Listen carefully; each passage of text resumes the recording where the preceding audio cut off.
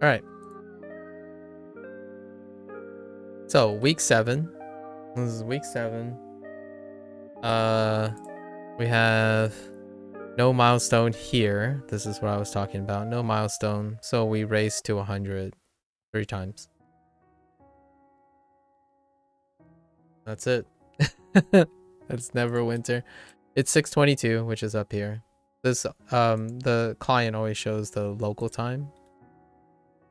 Let's see if we can finish it before 8 local. I did not preload anything, so I think we're going in vanilla. Oh, but we did this last week we unlocked a new weekly, so we can just do the 3 weeklies, right? Wait,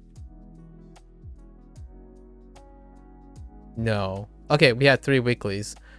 So is this okay? So we get 75 right away when we do all the weeklies, which is great, I guess.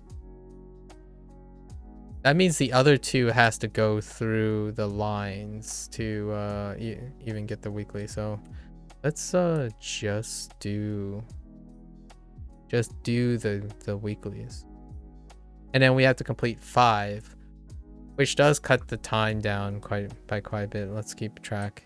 We're gonna try to finish the 3 tunes before 8.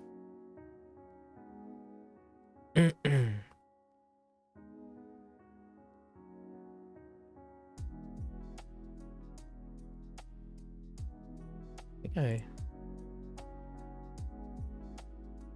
Gain weight.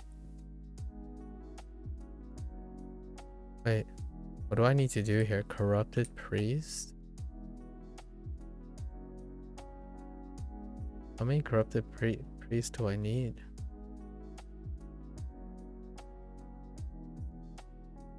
We should finish the region because after finishing the weekly, it takes me back to the camp. So let's oh, and something to be said about like the people who repost and stuff. I could see myself doing that too. It's very efficient. And you know, you can't deny that it isn't efficient. So if you're being pragmatic about it and you want to be an efficient content poster, yeah, definitely. Reposting for clout works in my book.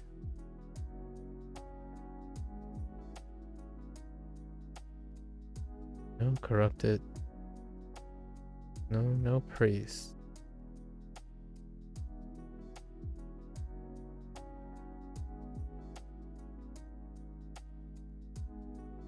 I mean, I'm certainly not brimming with uniqueness, right? Being on Twitch, right? That's not what you should or should not do. It's whatever keeps you making stuff.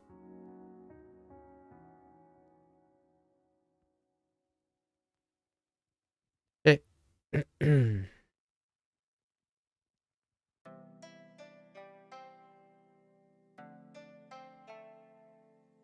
I don't want to mislead people. I don't do things that I like most of the time. That's a very different story. If I did, I probably wouldn't even have a PhD right now.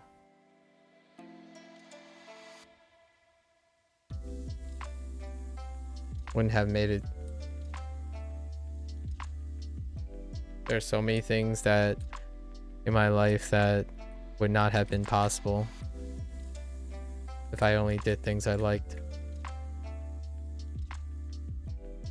Do I like them now? Absolutely. Time changes people. Wisdom changes people.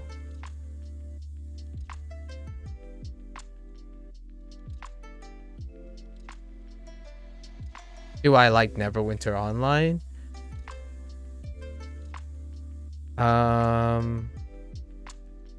Overall? No. Sorry to disappoint. Do I play Neverwinter? Every day? Resounding yes. Is that confusing? I'll let you answer that for yourself. What the heck? Wait, is there another crystal somewhere? Wait, what's going on? Am I supposed to like interact with these peeps? Oh my gosh, I have to step in it. All right, I'll remember that. I don't remember. Oh, we did this once the other day. Hold up. We can get to the campfire.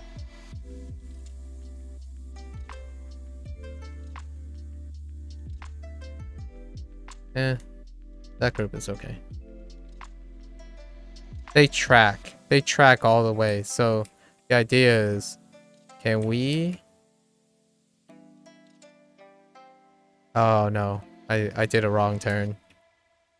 We're trying to get to the campfire, clear the campfire, register the campfire, die and respawn on the campfire. So we have to like insta-give this group. Do we get it? Come on. No, we're still in combat. Too close.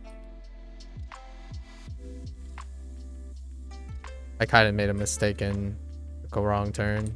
That's okay, I guess.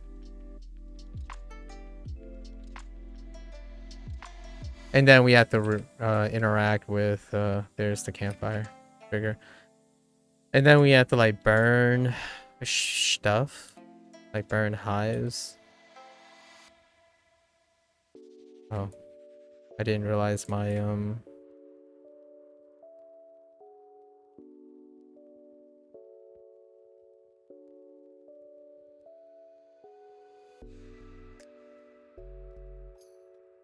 my cooldown was not up. Alright, now we burn stuff, but we also have to liberate them, which is kind of annoying. Oh, but we don't have to hear the... Wait, what were the two phrases? I am the lost one, and something about purging. Or something. I will devour you? Something like that. These things, these harvesters, they say two lines over and over again. It's actually pretty funny how it turned out. Letitia's got it right when we hit the name mob. On what the name mob would say. There are only two lines in the entire pool. Still gotta finish Monster Expedition. I think we're gonna use the hints on Monster Expedition. Yes, I'm too haphazard. Otherwise we won't be able to finish. What's my third button beside my artifacts? Oh, this thing? This is my inventory. Oh wait. Third? Yeah. This is my inventory. I moved my inventory from the right hand corner because my cam is there. I know it's shining because of the VIP thing. And I just do that later. I do that after I'm done streaming because it involves me like logging in and out. So I don't do it now. I just leave it shining. It's this thing. It's the VIP thing. That's why it's shining.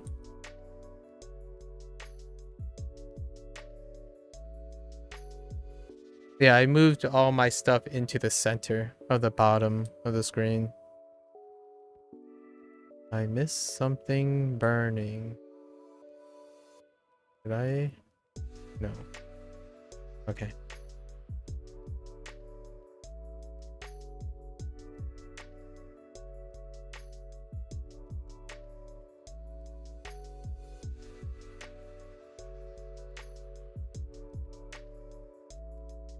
Oh, your third? How is it? How's your experience?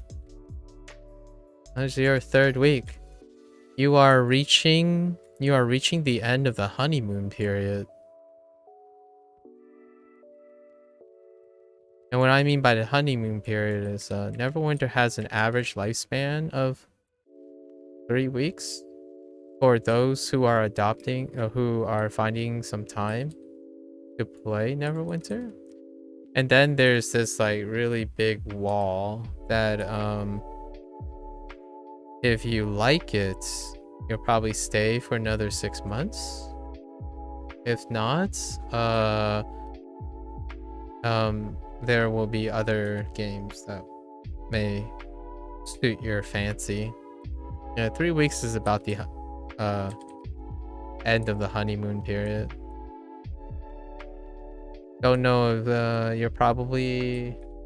It's been good so far, just a little okay at the moment, grinding out on my ancient... Oh, okay, so you went over the hump. Well, welcome to the Neverwinter community. I don't know what that means, but you got over the hump, the 50k hump into the campaign.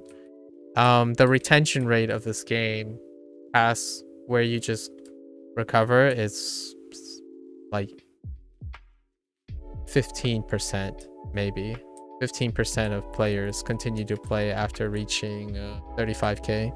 When they can start queuing up for random queues, they end up deciding to move along.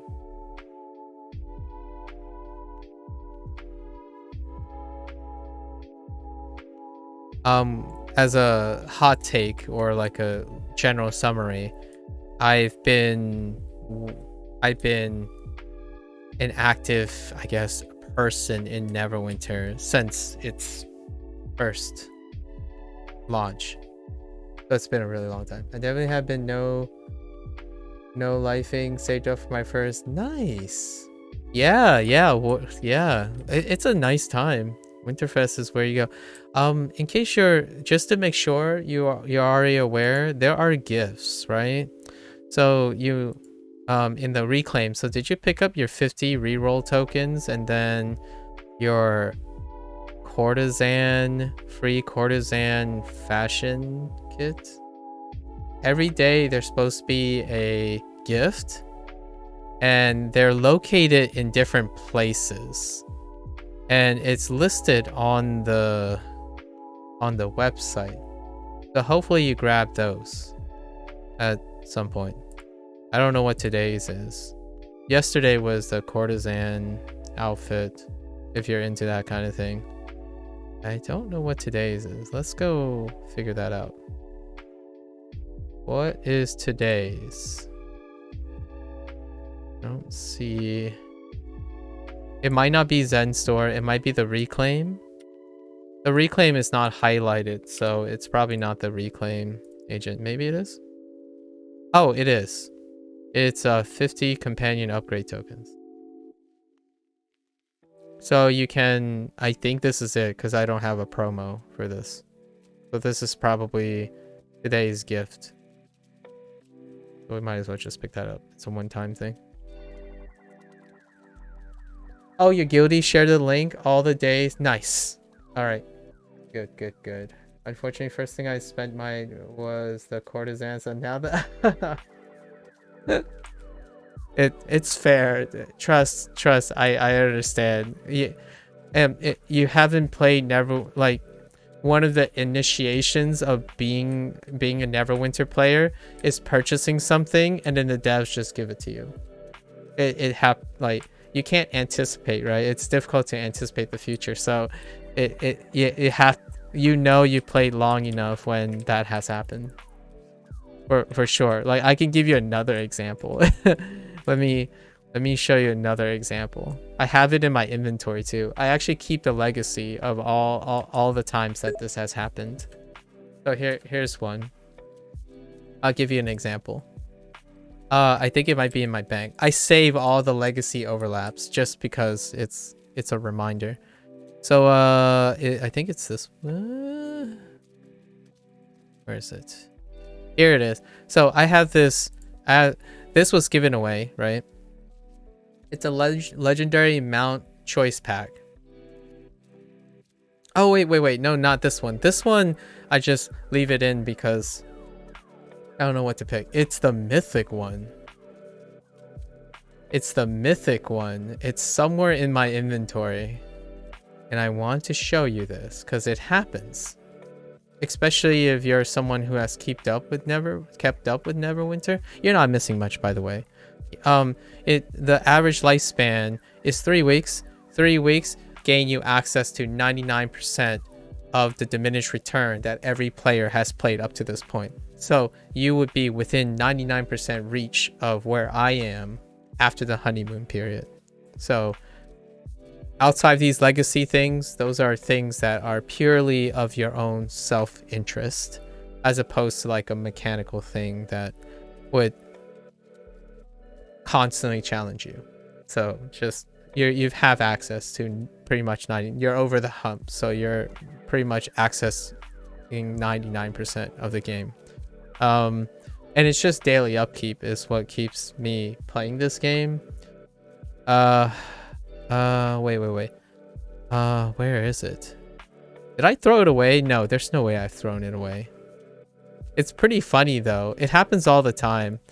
Like, you would get packs, right? They're getting better at it. They're getting better at it, in my opinion, because they're giving you a consolation thing that you can pick in case you have everything. Because you bought your first mythic mount, right? And those mythic mounts are account bound, so they're your entire account. That was only a year ago. Maybe a year and a half ago. It's been that long. So maybe a year and a half to 2 years ago. That kind of thing only happened recently. But now, because of that, there's a point where most people, a player like myself, have all the mythic mounts. So one of the things you pay for, like if you get premium rewards and stuff, right? You get choice packs that have all the mounts that you can't possibly use because you can't get duplicates. Yeah, like you can't use the duplicates of the mounts. So I have a bunch of these boxes lying around somewhere, which they're bound to your account. So you can't use it because you don't need it. You can't unbound mounts, unfortunately. There are these tokens that they introduced a long time ago, a bit ago, called unbind tokens. They don't apply to mounts. They apply to artifacts though, and to just mainly artifacts. So weapons and artifact proper. So artifact weapons. Yeah, so you can't but now in those packs they give you one other option to reuse or return some equivalent value, some appropriate equivalent value. So it happens all the time. Oh, here it is, like this thing. So I was thinking, so they gave you a pack and it just gives you a random mythic mount, right? Of the list, there's no possible way. There were like 8. I have all of them, right? So I was like, well, maybe it's not account bound. So I open it and it's account bound. So it just sits here as a legacy. I keep legacies a lot. So you just sit here. You can't do anything with it because all the mythic mounts are account bound, or like account wide, not to be confused with account bound. So they're all account wide. Yeah, and it's healthier for the game, in my opinion, for transitioning into a live service game. So this game that you're playing now, what you're seeing is a transition, almost a complete transition now to a live service format. So they want you to increase your game time, your gameplay time, to introduce, an encouragement to maybe from time to time spend something or get exposure and whatnot. So it's about increasing game time, as opposed to back in the day where the stuff you would be discouraged to increase game time by playing more tunes. Usually it'd be like you got one set and that's it, because it was a arm and a leg and many tireless hours to complete one tune. Now companions and mounts are account wide, and those who come into this game largely has the luxury of just starting, no overlaps, generally speaking. Fashion would be the one that still has overlap. Fashion is not account wide. But the thing is, your courtesan could go to a different character. So, at least I think. Or is the courtesan thing account wide now too? I haven't looked if there are any fashion things that are account wide. I don't think so. I think they're still tune based. I primarily play 3 tunes. I primarily play 3 tunes. The proficiency would be considered, you know, like main material, so to speak. And so when I think about stuff, I tend to think about it in a landscape of having more than 1 tune, at least 3. So today I'm starting this region, which I think you have access to now because you're 50k. So you probably have started the most recent Northdark thing. I think it's 50k. Yeah, so you probably started this. And this is 7th week. I'm just evaluating it. It's like a 3 out of 10 because it's like still below average and it's an in-between thing. There's nothing really going on week 7. You just do your weekly hauls kind of thing.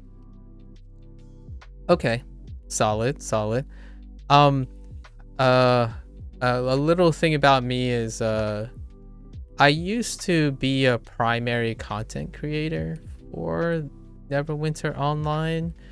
Then there was a lot of conflict of interest that made me formally like try to separate myself from it or being associated with it because there was some very controversial stuff happening that, or at least to myself, it felt controversial and I didn't want to be involved in it. So now I just stream once a week Neverwinter to update on content. So when there's a new module or something, I'll probably complete the duration of the module. I play every day though. Yeah, sort of. It's more of a large community that shrunk down to a small community.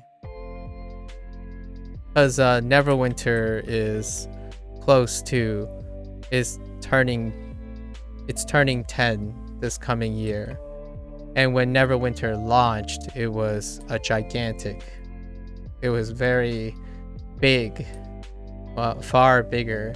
But the thing is, when it launched, it really wasn't at the time Twitch was around, right? So this is more like an era that is hard to put in a nutshell, since this game is over a decade old. It's very difficult to contextualize in one nutshell. Yeah, so I've been in a transitioning period. But anyways, I'm not a content creator in the same vein as I don't seek to make communities. I'm a hobbyist who create intellectual things for myself. So hey Silver. So I don't do things for the sake of community building most of the time.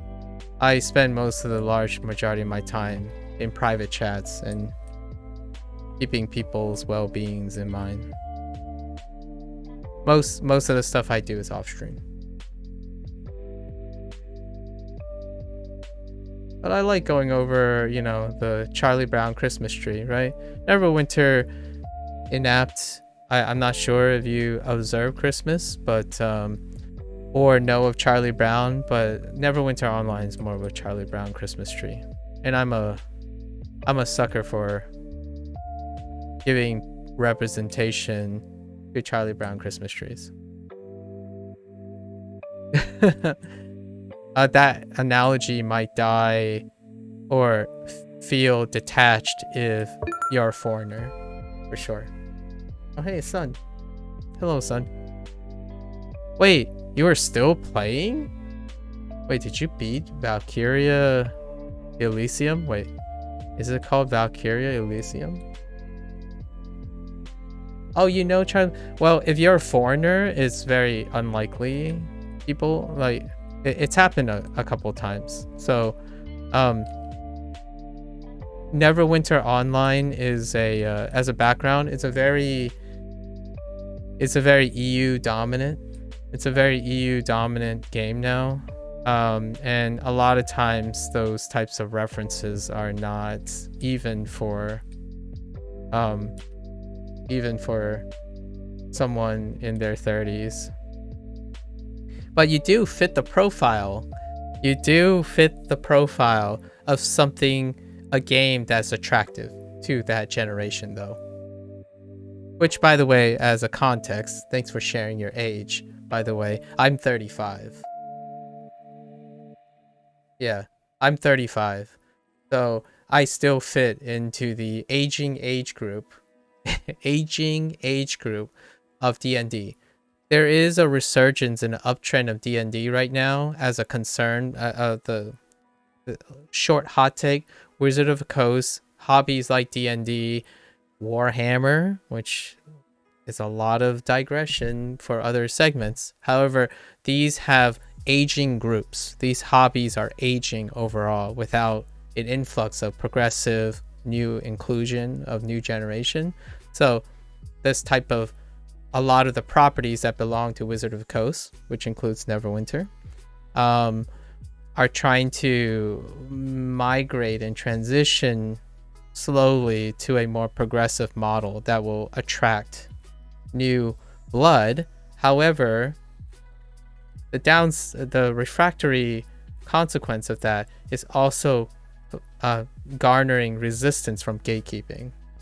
And this game, just as a heads up, if you are in the United States, it's predominantly EU. So you want to lay around EU evenings and then find people who are consistently on in a small format if it's during your evenings in the Western Hemisphere. So that's just how it turned out. It's not a reflection on if D&D is more interesting to one region or another. It just so happens. It's a lot more multifaceted than that to say the European continent per se regionally have more interest in D&D. Yeah. Oh, you're far west. Ooh, yeah. That's rough.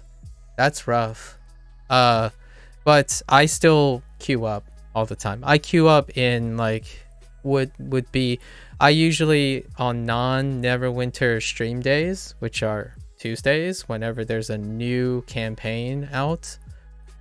I stream this on Tuesdays, but outside it's usually around your evening time on the West Coast.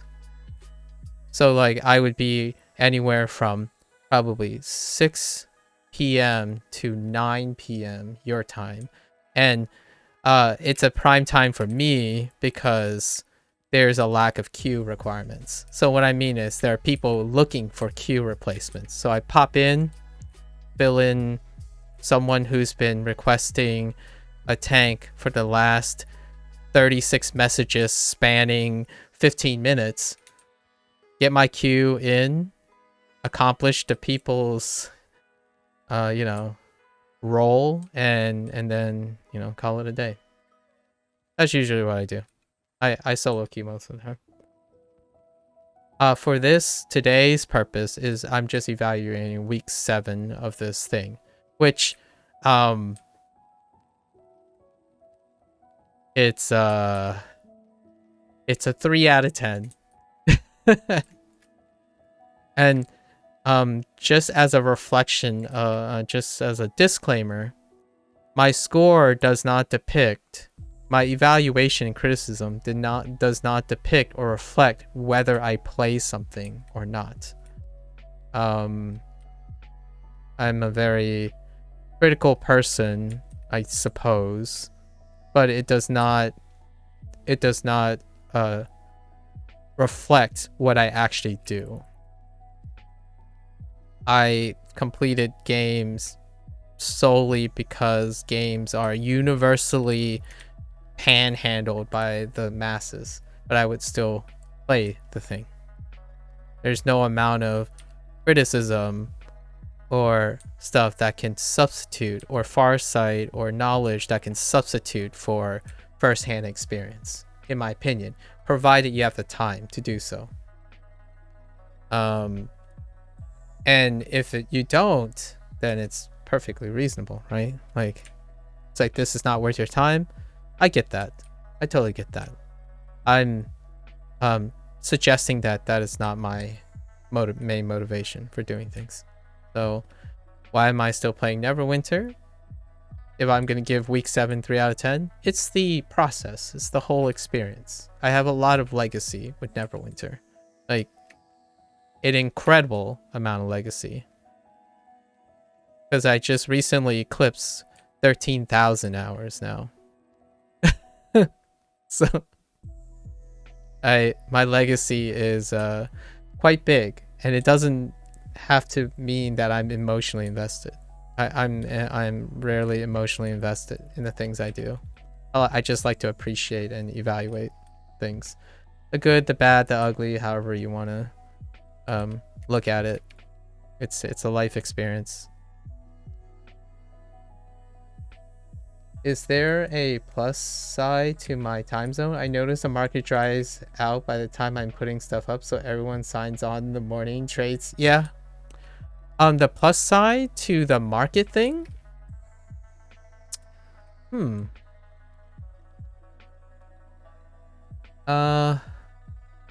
Like getting your rough AD, like your 100 rough AD. There, unfortunately for the Q side, there's no plus side.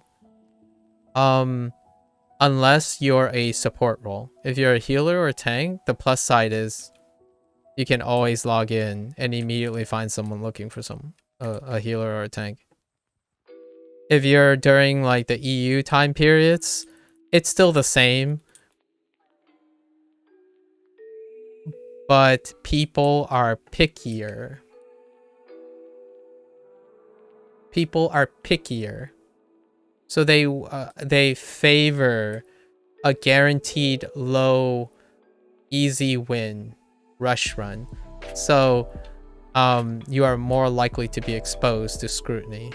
As opposed to doing it in your evening hours, it's like this person, these 4 people have been waiting, looking for a healer or a tank for forever.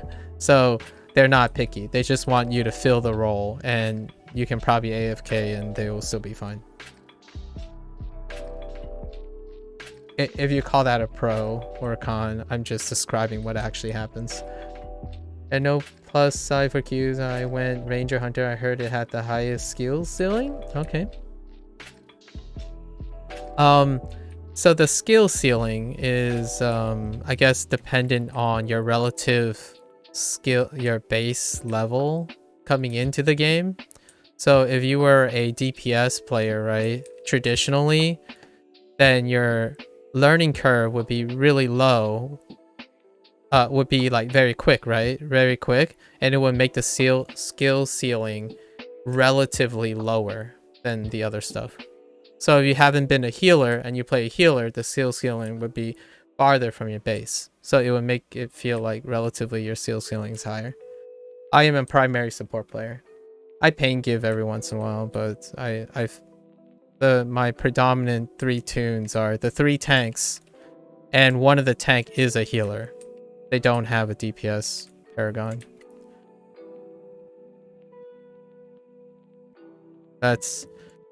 I usually play all the healers and tanks in games just because of efficiency. I can fill roles a lot faster. Pain giving deals with consistent permutations, and that's alright. It's less engaging. If you want a more situational approach, healing and tanking are in combat MMOs and hybrid combat MMOs healing and tanking are often dynamically situational. It's not about your rotation most of the time. If you have tanks that say it's about rotation, I beg to differ. Because if you just keep tapping the mitigation button, it's likely to not line up with incoming attacks. just because you can. I grinded Dragon Run and played the Reaper class that used the same. Oh yeah, that's fair. This is my 14th MMO.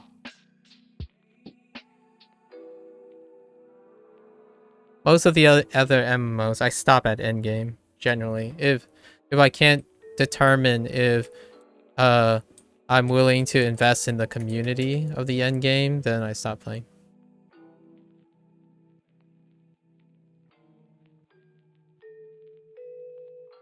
Again, just to clarify, I play games because of other people's interests at the time, by association.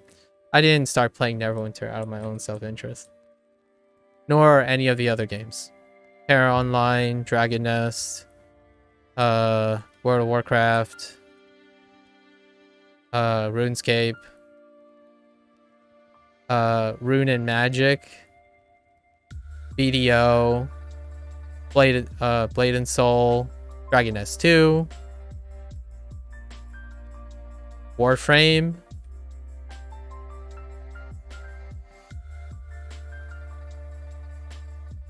I've missed a couple. Aeon, Atlantica Online, Maple Story, Albion Online,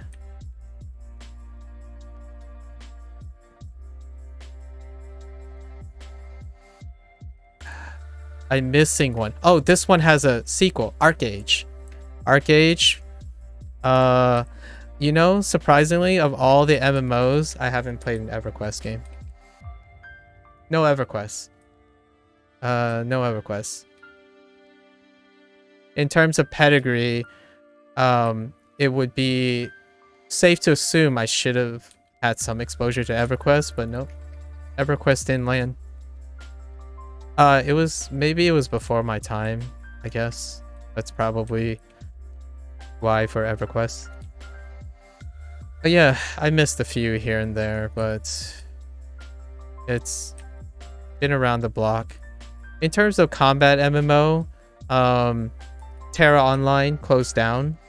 So if I had to say who's the like the godfather that ushered in the trend of combat MMOs, it would be Terra Online.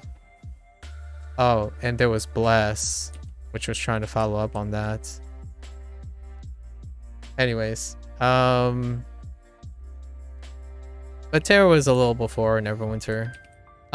It's not to say that they, these are multi-year projects, so they could have been working on the stuff in parallel. Then I largely focused on... Oh, and I forgot. I didn't even mention the one that I'm currently playing. I play PSO2 NGS.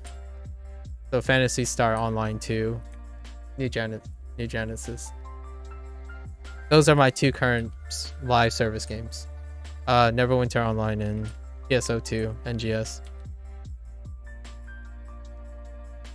Oh, and I didn't Ultima Online either. So EverQuest and Ultima, those are the two that are like you tend to find them if you are like a if you have a lot of pedigree and like a legacy in MMOs, and those are the two.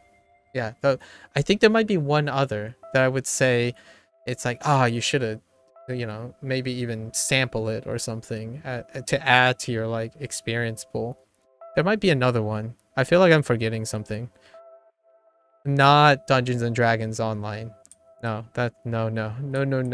Oh, I guess for now, Elder Scroll. I haven't played Elder Scroll Online either. So, Oh, we're not talking about what started, but I'll take your word for it. Most of the time, to be someone who's like current to something, it's not about who started it, it's about who de facto popularized it. So combat MMOs did not start with Terra Online, but it was the gold standard that caused the viral trend.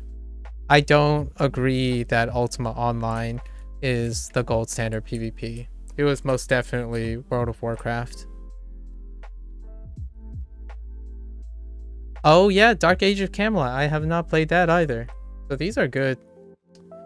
These are good things. Grieving with Birth? Yeah, again, we're not talking about the OG standards, but I believe you.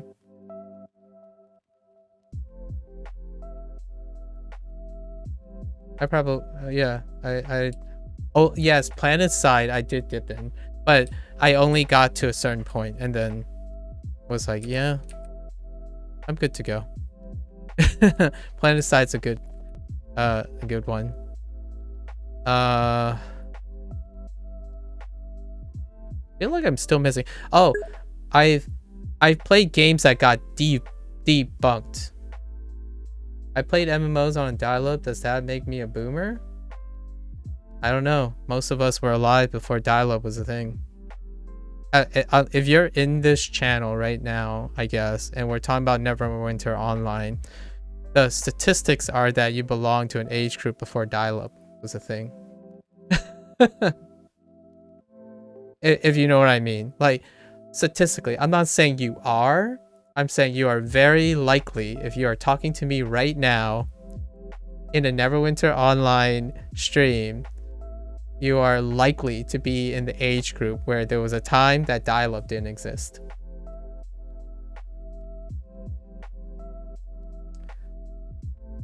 Oh, I see. Yeah. So, are you a boomer? Well, if all of us feel like boomers, does that still make us boomers? Because boomers is a relative term, right? So if all of us are relatively within the same age group, we could be anything.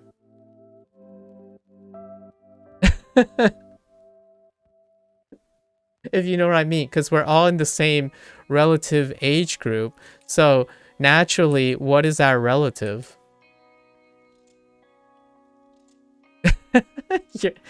That's a nice pun. That's a dad joke. Are you in the same age group too? Because that's a dad joke. Yeah, I appreciate the dad joke.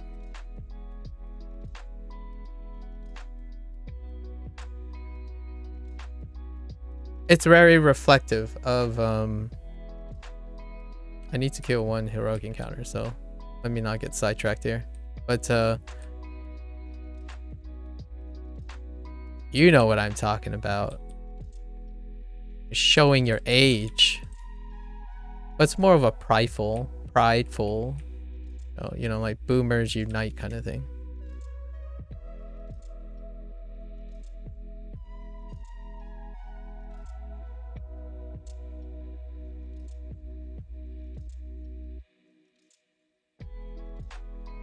Hold up. Let me just make sure I don't let Pega hit the floor here. Oh, and just for the record, I do have to make a disclaimer, right? Wow, that's the stuff of nightmares. This spider, the back legs aren't rendered. Look at that. The back legs didn't get rendered in. Oh, that looks creepier than it normally does. It kind of reminds me of a Metroid. Anyways, that was a visual bug I was pointing out. We're all 80s babies. Yeah, I'm at the tail end of the 80s babies. I'm the 87. Back in my internet had to be bright dinosaurs. I was one of those first generation Americans, ABCs, American born Chinese, that had to grow up very fast. So mentally I have been a boomer since I was 1.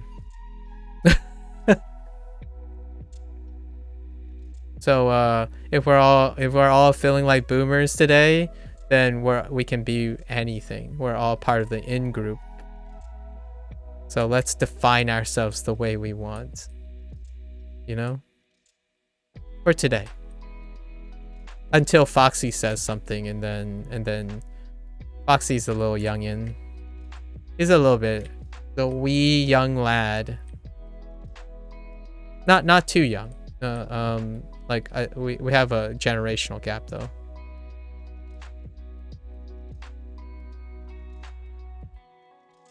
I was gonna mention something like that. People have been calling me an old soul. Yeah, boomers are very old. So like generationally. Okay, here's the generationally, right? Like technically the period, right? Okay, hear me out. Separate yourself from the emotional cliches and stereotypes of a region. But for me, my birth year is within the millennial period. However, there's a really big schism, or like a dichotomy, with millennials. Millennials either embraced transition or resist transition. And a lot of time there's our characteristics between the resistant transition and the ones embrace. Often the ones that embrace tends to blend in with progressive thought and become more younger mentally. Like it flowed. They adopted the things.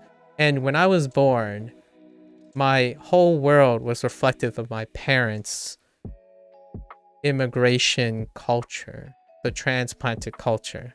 And with that respect of where they are to the current millennial transitioning society, I was like 70 years old.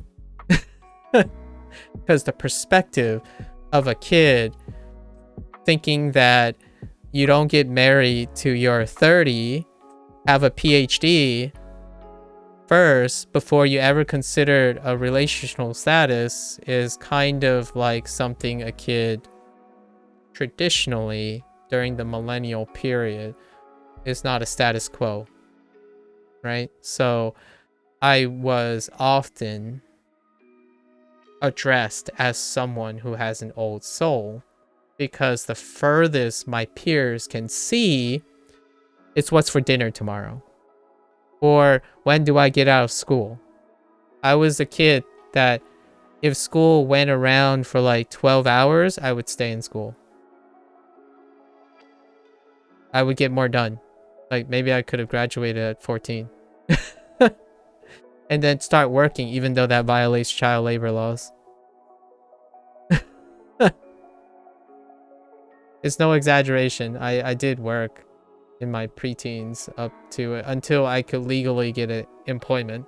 So when I turned 16, I worked part-time at places, but they would allow me to work, but it's not great to have a child work full-time for those things. I can appreciate in retrospect, you know, the society that I was born in with the parents that I had. So it's very understandable. Yeah. So there were times where I technically worked longer, but what was done was you pay forward. So instead of making it look like I've earned more than a part-time's wage in 1 week, right? You just distribute it so that I'm not a full-time worker. But sometimes things can get backlogged and they need extra help, and I'm like this kid that's have too much energy and don't want to be focused on trivialities at the time, in my naive self, trivialities of relationships and stuff. Like that's legit. I zipped past high school and I was already in my 30s. Like I'm younger than I was when I was a teenager. Like mentally. Like I'm doing things that a teenager would do now that I haven't done as a teenager.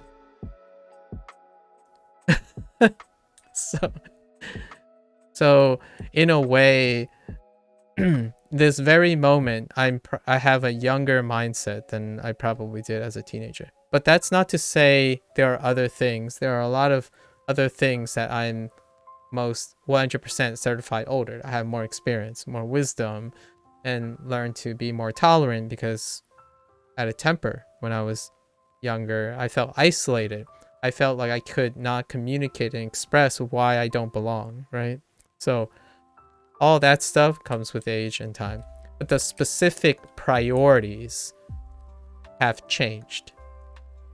I have a more carefree outlook because I'm more privileged now, I guess. I have privileges and opportunities offered to me. And with those privileges and opportunities, it gives me the opportunities to experience what I could not experience when I was younger because of resources and that stuff. So personally, I want to say I was more critical and less tolerant when I was younger. Very relatable. I expected actions to be easy to take. Most definitely. Effort made. I grew up. Yep. Yeah, that's it. Oh, by the way, you know, I know you guys are probably more about Neverwinter. The vast majority of my time, I do just talk about what I just explained. So that's the stuff that I feel Neverwinter is a B-roll. Today, the 7th week of this update is more or less a B-roll because what are you doing? You're filling the 100 weekly haul. So I fill it with anecdotal stories about what it's like to have to be enlightened early in life. Vastly enlightened. Here's a hot take if it sparks any interest at Tackle. I grew up in I will say this as non-derogatory as I can be. I was born into with family that had income that could afford subsidized Chinese housing. They're called China houses. But that was my first 5 year of life. The first year of my official schooling was a bilingual school, but then my parents, we moved to a low income area in another state, and then I was transplanted into a black dominant community. So I meant to assimilate. You can ask about any of that if you're curious, but you can see the friction of that. And then somewhere in the middle of my pre-teen year, like right as I became a teenager, around 13, we moved again to a high income location. And then it was a white dominant community. Then we hit the reset button and I went off to college. But the college was a predominant white college. And then I went to work for the government, which was in a progressive location. And then I went to graduate school to get my PhD in a extremely progressive liberal university. So, you know,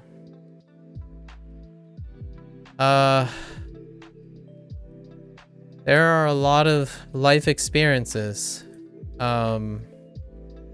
in my brief 35 years of life.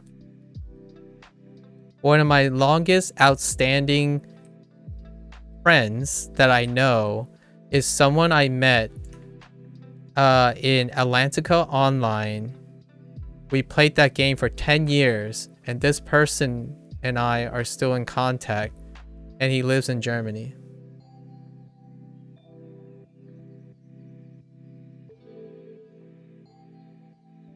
My best friends from college, who I started meeting in college, who are still my friends now, are identical triplets.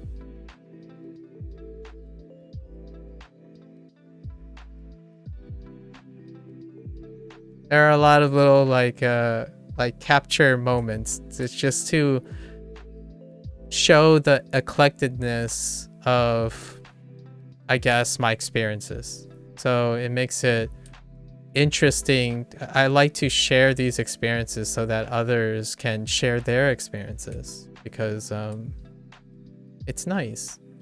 Life takes you places. Don't be shy, I suppose. I hope people aren't shy about, you know, being outside their comfort zone. And I know it comes with risks of the initial response and whatnot, but it's very enriching. It's very enriching. That's me and my buddy Boosted played near every day together. He was from, oh, okay, that's cute. I like that. About 6 years and we met playing a, ah, I see. I see. Creative destruction. Oh, that's interesting. I'm not familiar with that. Is that like a mobile crossover? It's been a while since I played a mobile game. I've played the mobile game that I played like religiously during my graduate school, which was not the healthiest dynamic, was a game called Rage of Bahamut, which is it's Cygames' introduction to the auto RPG gacha card stuff. They now make like Shadowverse, and they repurpose all those assets from Rage of Bahamut into like Shadowverse, Grand Blue Fantasy and stuff now. But that was my last mobile game. And then I transitioned into using my smartphone as a daily like driver and stuff, so I rarely use the mobile my phones to play mobile games yet. But there are quite a lot. So I'm a little detached from my understanding of the current trends on mobile devices. I know quite a bit about the business side of things, but not necessarily the first-hand experience of the mobile experience. All original low-end PC servers have since shut down. Oh, okay. So the creative destruction thing. Walmart Fortnite, it was a PC version, but it was ported from... Yeah. I'm in the wrong stream. I thought this was the 2002 version of the BioWare's game. I'm sorry. Oh yeah, that's fair. It's understandable. Take care. Yeah, Neverwinter Nights is what the person's talking about. Neverwinter Nights, which I actually haven't played, to be honest. But I know a lot about it. It's an honest mistake. It happens all the time. I've been doing this for a while. Are you Positive Touch? Are you also looking for Neverwinter Nights? Because hopefully that's because Boomers Neverwinter Nights is definitely an 80s game. Like what I mean is it sets up the people in that age. Considering he was here for 10 minutes, I'm curious exactly how bewildered his mind was thinking about how much has changed. That's a dialogue we do have. The same silly hats you are in. Okay. All right. Fair enough. Yeah. That's a conversation. When I was a regular like Neverwinter content creator, that discussion happens a lot. So it's not big enough now to attract mistaken identity. I am very experienced with BioWare titles. However, Twitch is a place where it's bolstered by self-interest, so it's like no hard feelings or anything. It's just what people come they selectively pre-select themselves for interest. There's not a lot I can tether the common ground unless you have some like resonance with the person's personal story or something. It's rare. This isn't YouTube. And we're talking about behavioral science and like the psychology of the internet culture. This isn't YouTube. So it's very understandable. I don't think the person needed to apologize at all. It's very understandable. Does the burner count while I update my phone to authorize my main? I've done a little myself. That's why I was connecting with the oh, okay, that's fair. Yeah, when you do this long enough, right, or often enough, you kind of witnessed it all. It's kind of like life, you know?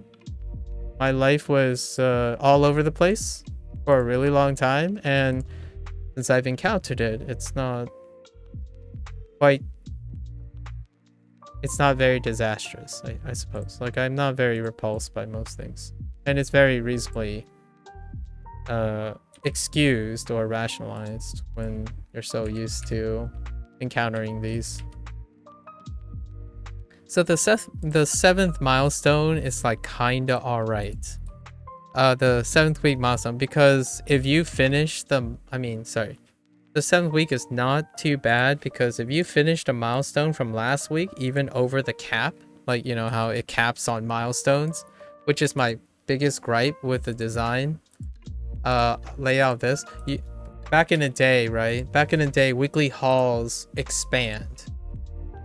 So I was thinking the model would have been like plus 25 at 300, plus 25 at 500, which lines up with plus 25 at 800 for a single week, right? Yeah, like Avernus, Ravenloft, all those, right? Chult.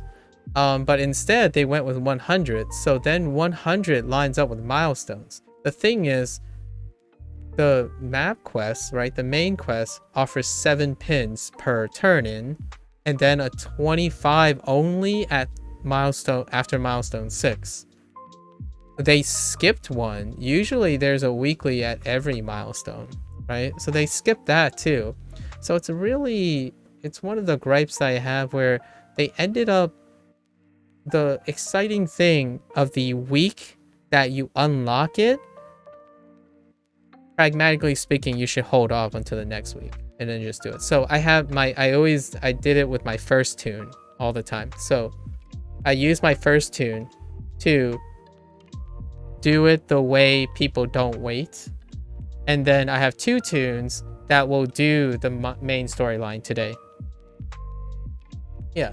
And it's a minor thing, because it's your choice to feel like you want to do it now or do it later. So to test that, I did it both. I run 3 tunes. Those are the 3 major tank tunes. And then, you know, I have 6. I have 6 loadouts. So it's just, at some point, it deals with who's in favor, pain giver, healer, etc. That type of thing. But yeah, so this is my first tune. So we get to turn in a nice weekly. So now weeklies constitute 75 out of 100 if you did the milestone quest last week. So this tune is slightly compensated.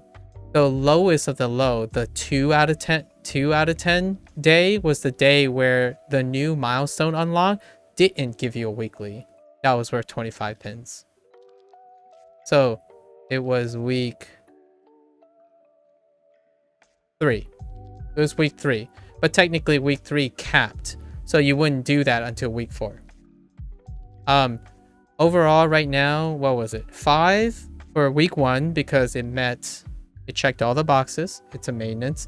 Oh, and I'm not the one who does like 7 is passing. I know it's the American education system. I worked in the American education, or the West Hemispheric, however you want to regionalize it. But I do the 5 is average, as in there's no substantial change nor substantial deficiency from its past. So week 1 was a 5.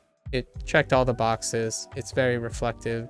There are some transitioning periods that there are some quality of life changes that gave it a plus point, and then there were some ones that lost a point, right? So it's about 5 out of 10.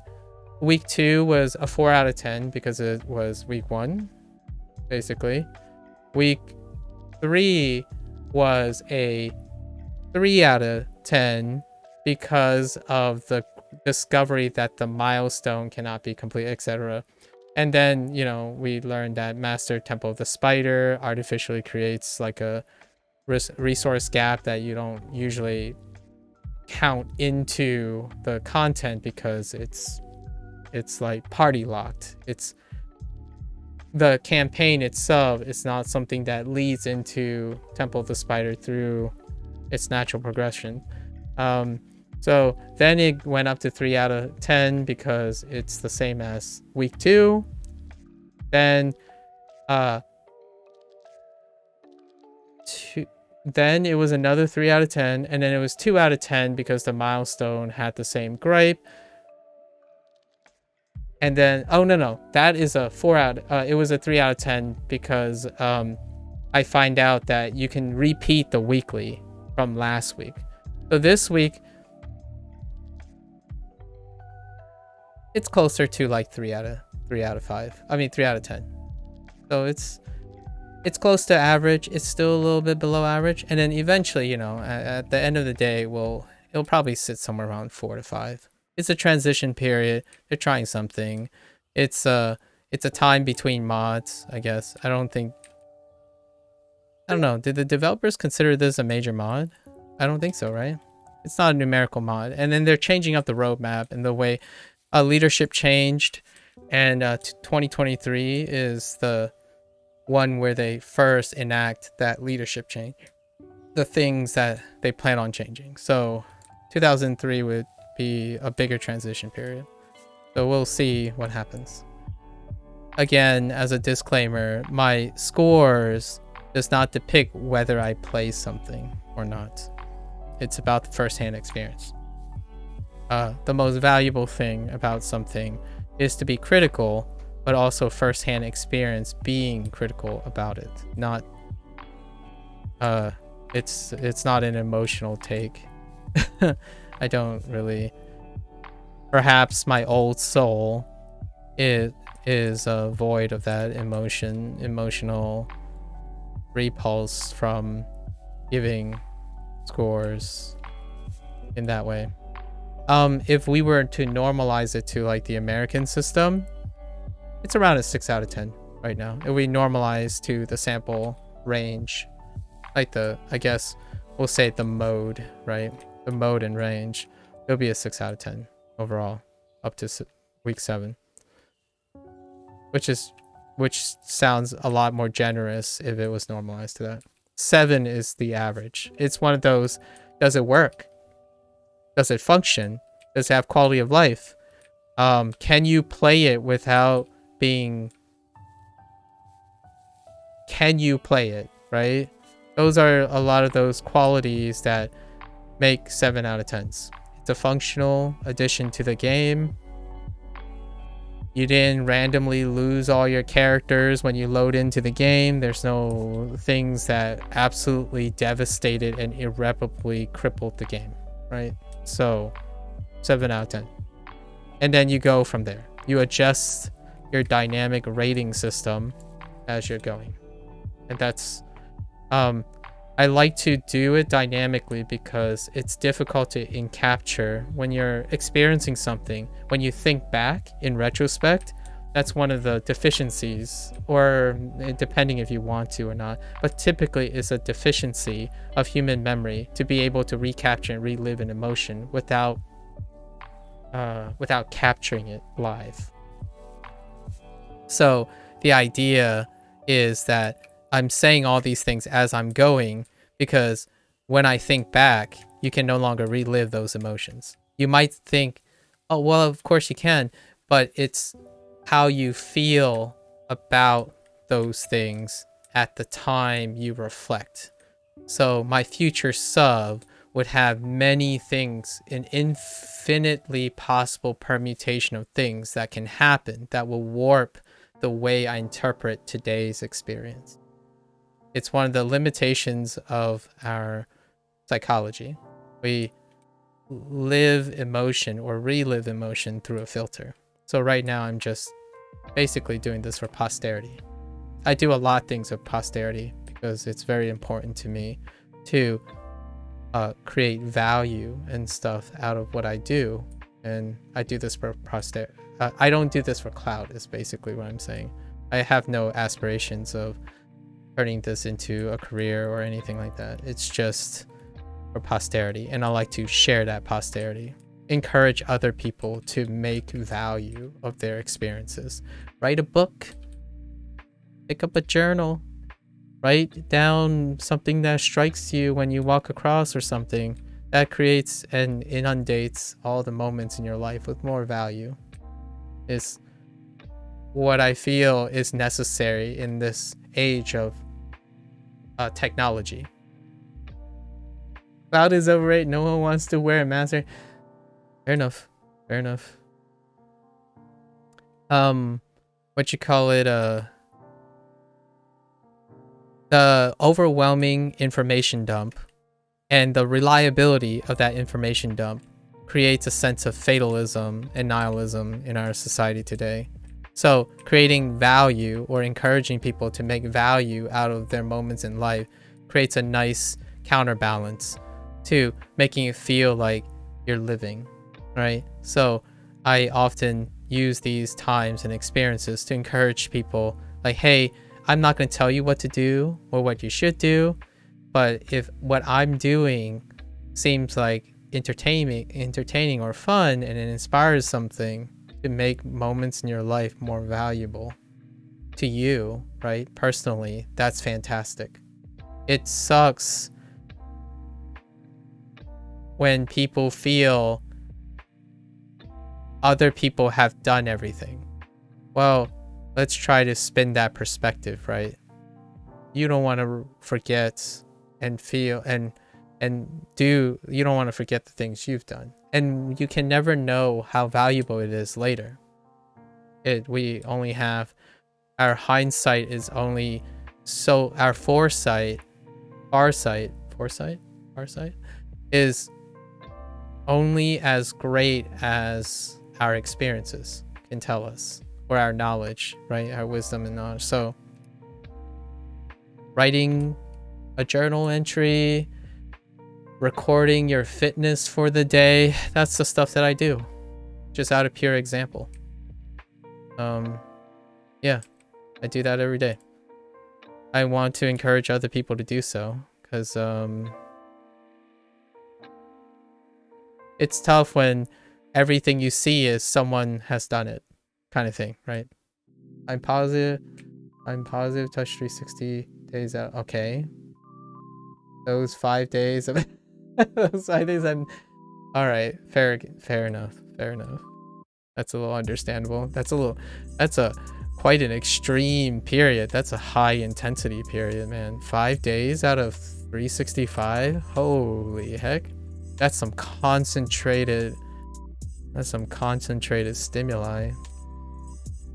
I see you managed though. You strike me. You strike me as okay, okay, that's fair. I find it very telling and endearing that you have separate accounts with, like, you took it to the next level. You made like your handle reflect your it's like a next layer of endearment. I think it requires more thought than simply constantly changing your Twitch handle. Which there are individuals who change their Twitch handle every time it expires. They make it their routine. So first name has Stoic. Oh, I see. Fair enough. All right, so we finished this, right? We're done with here. It's 100%. What can I say about it? You do 3 weeklies, get your 75, do your 5 repeatables, voila. End of week 7, right? That's it. Okay, that's one tune though. Now we have to do the other two. The other two,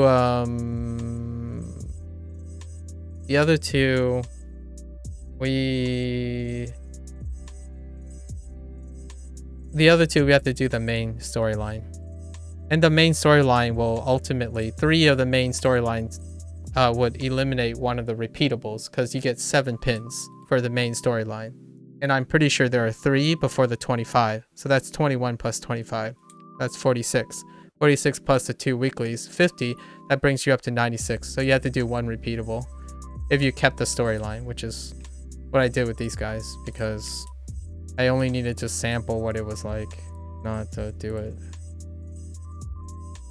Sorry if that math was too rapid, but I'm sure anyone who's up to date have already did that, because if you're still playing Neverwinter now, you probably started giving up your time and how much time, like how you time manage doing live service games. Live service games are often about time management.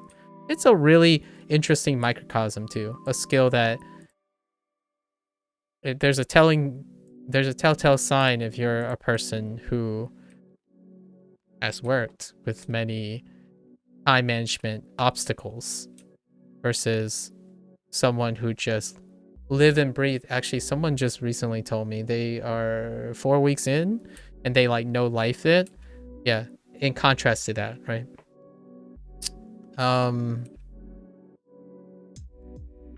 But yeah, I think we might have a solid 10%er. I just had the privilege, right? Privilege of a guest that stopped by who got over the hump. So they got over the 50K hump and they've got through the honeymoon period. So they're one of the 10%ers. And by I explained this in context to this newcomer, that there's a hump in Neverwinter Online's current structure that at approximately 3 to 4 weeks is when you hit the roughly the 35 item level region. And then it comes to realize, do I want to do the campaign and do the live service part of the game, or do I go and play a different game? Oh wait, was it you? Sorry, I lost track of people. It was you, wasn't it? Oh, sorry, it is you. Yes. Sorry, that was weird. Sorry, that was weird. It was you, right? You're the 10%er, right? Oh, I'm sorry. I meant yeah, around 3 to 4 weeks. I'm saying the 3 weeks is the average time, but you said longer, so you went over the hump. Yeah, sorry. I lost track of names. Yes, you are the 10%er. Welcome to the 10%. Here's an example. 3 weeks ago, someone reached the 3rd week, right? They reached the 3rd week. So, you know, gave them the spiel, the stuff, do your random queues. And then the person the next week came back or on a random day and say like, oh, do you not do Neverwinter anymore? It's like, well, I do it on Tuesday. Say, oh yeah, I'll check back then, and then we'll like do stuff and whatnot. They're gone. that's typically that's 9 out of 10 times. I used to largely only cater to getting people up to speed.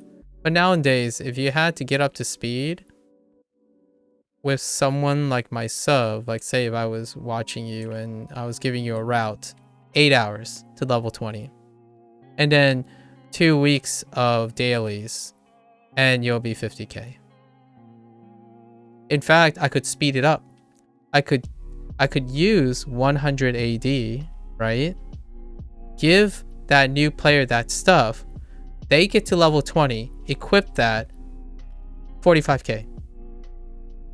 And guess what? It takes them 1 day to make that 100 AD. If you're talking about what about equivalent exchange, that very day they can give me the 100k back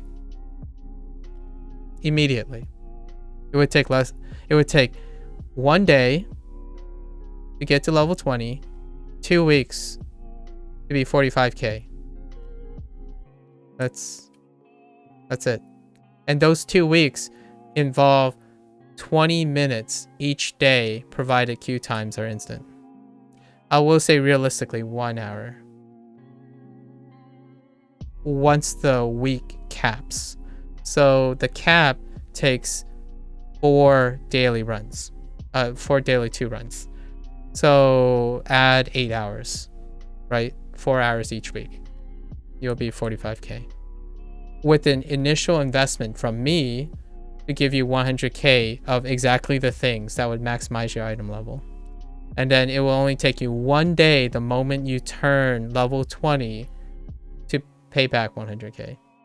Not that 100K really matters to someone like a longer standing player, but that's the honeymoon period of Neverwinter. So it's extremely casual friendly. It almost feels like it's one of those games like you pick up God of War, right? And you really love this game, you finish it in 2 days. Like it's that type of feeling. And then you have to ask yourself, the moment you reach that honeymoon period, do I keep playing a little each day to finish the campaigns and then continuously wait and play a little every day? And that's the live service game question you have to ask yourself. For me, I do. Along with Phantasy Star Online too. So I play those. I play 2 live service games. Because this live service game takes... since I'm in the live service moment, this live service game... 35 minutes to do the queues each day. So I play 35 minutes on average. PSO2 NGS, after the initial modular run, just like this, I spend 20 minutes. So it's about an hour each day. Pop in, do my thing. Sorry, I'm not gonna do that again. And then pop out. Live service game. And then I play other things. Oh, that's how it do be. Makes sense if you don't really try to be social. I could see how this might feel like a single player game and get dry. That's fair.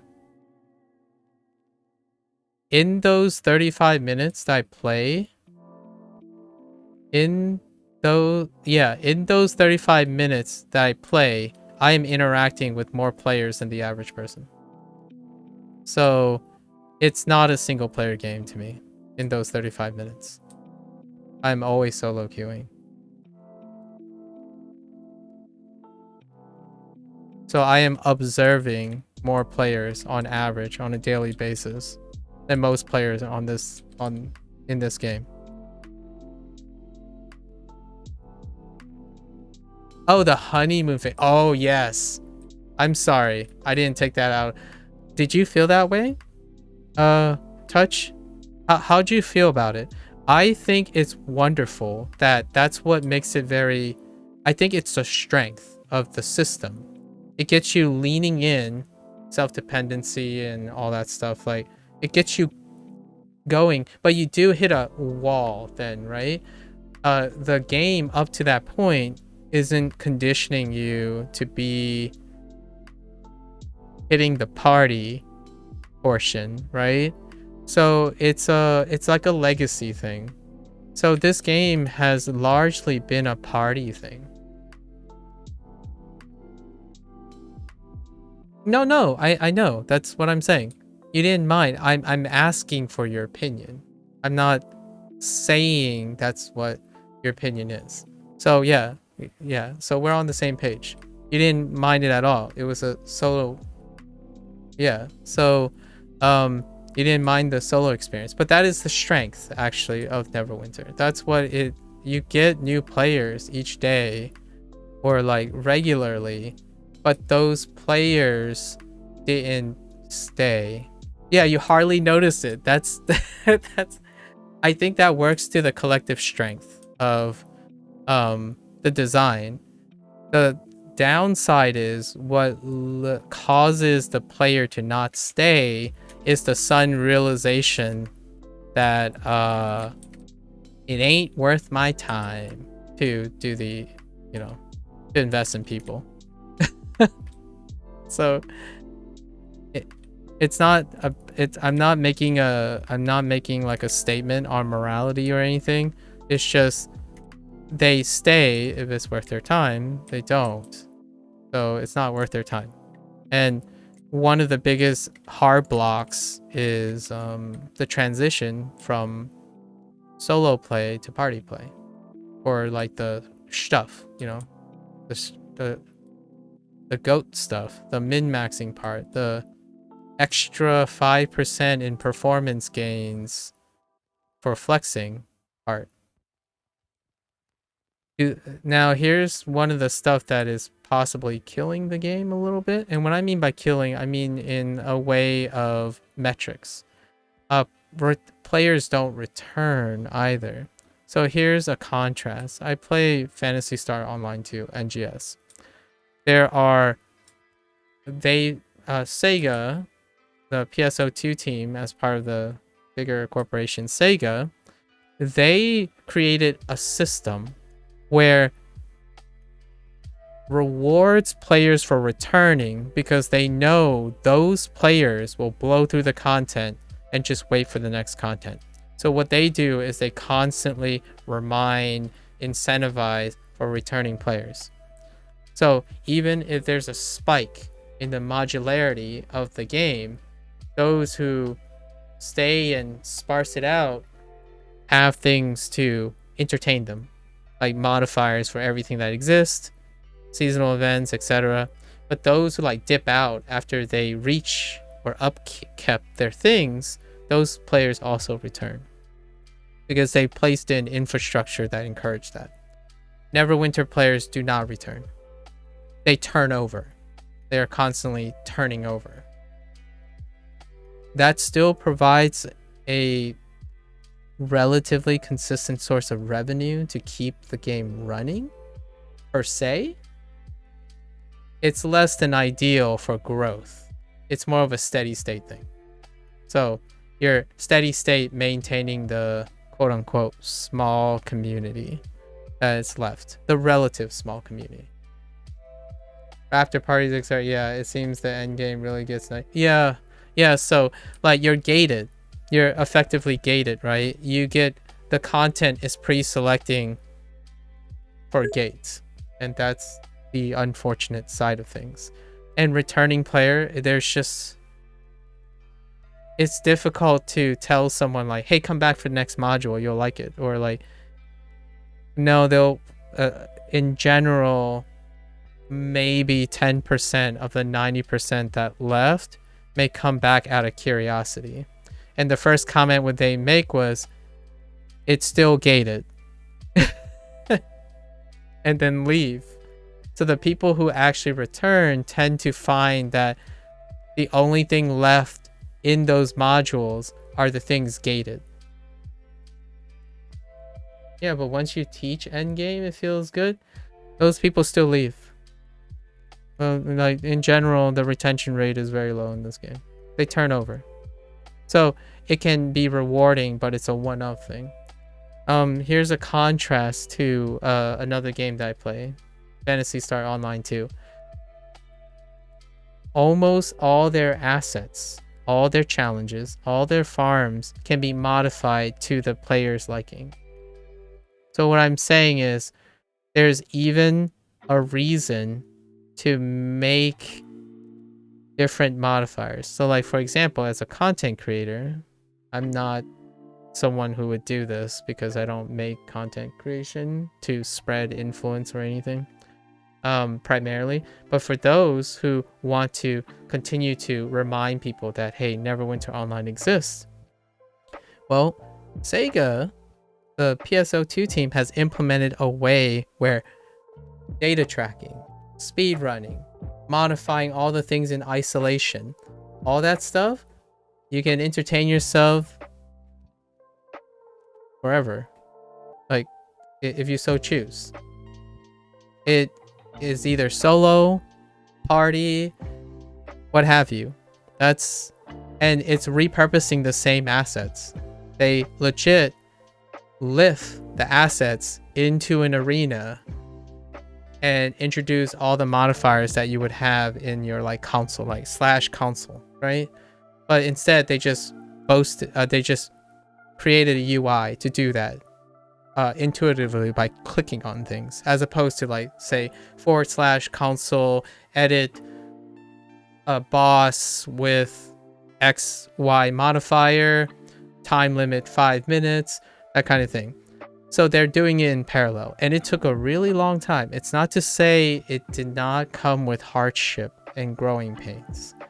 The PSO2 team spends every month going over the polls and surveys and disclose all the polls and surveys, criticisms, like things that want to change, and they continue to address them. And all their patch notes tell and excerpt from the survey and why they think this patch addresses that.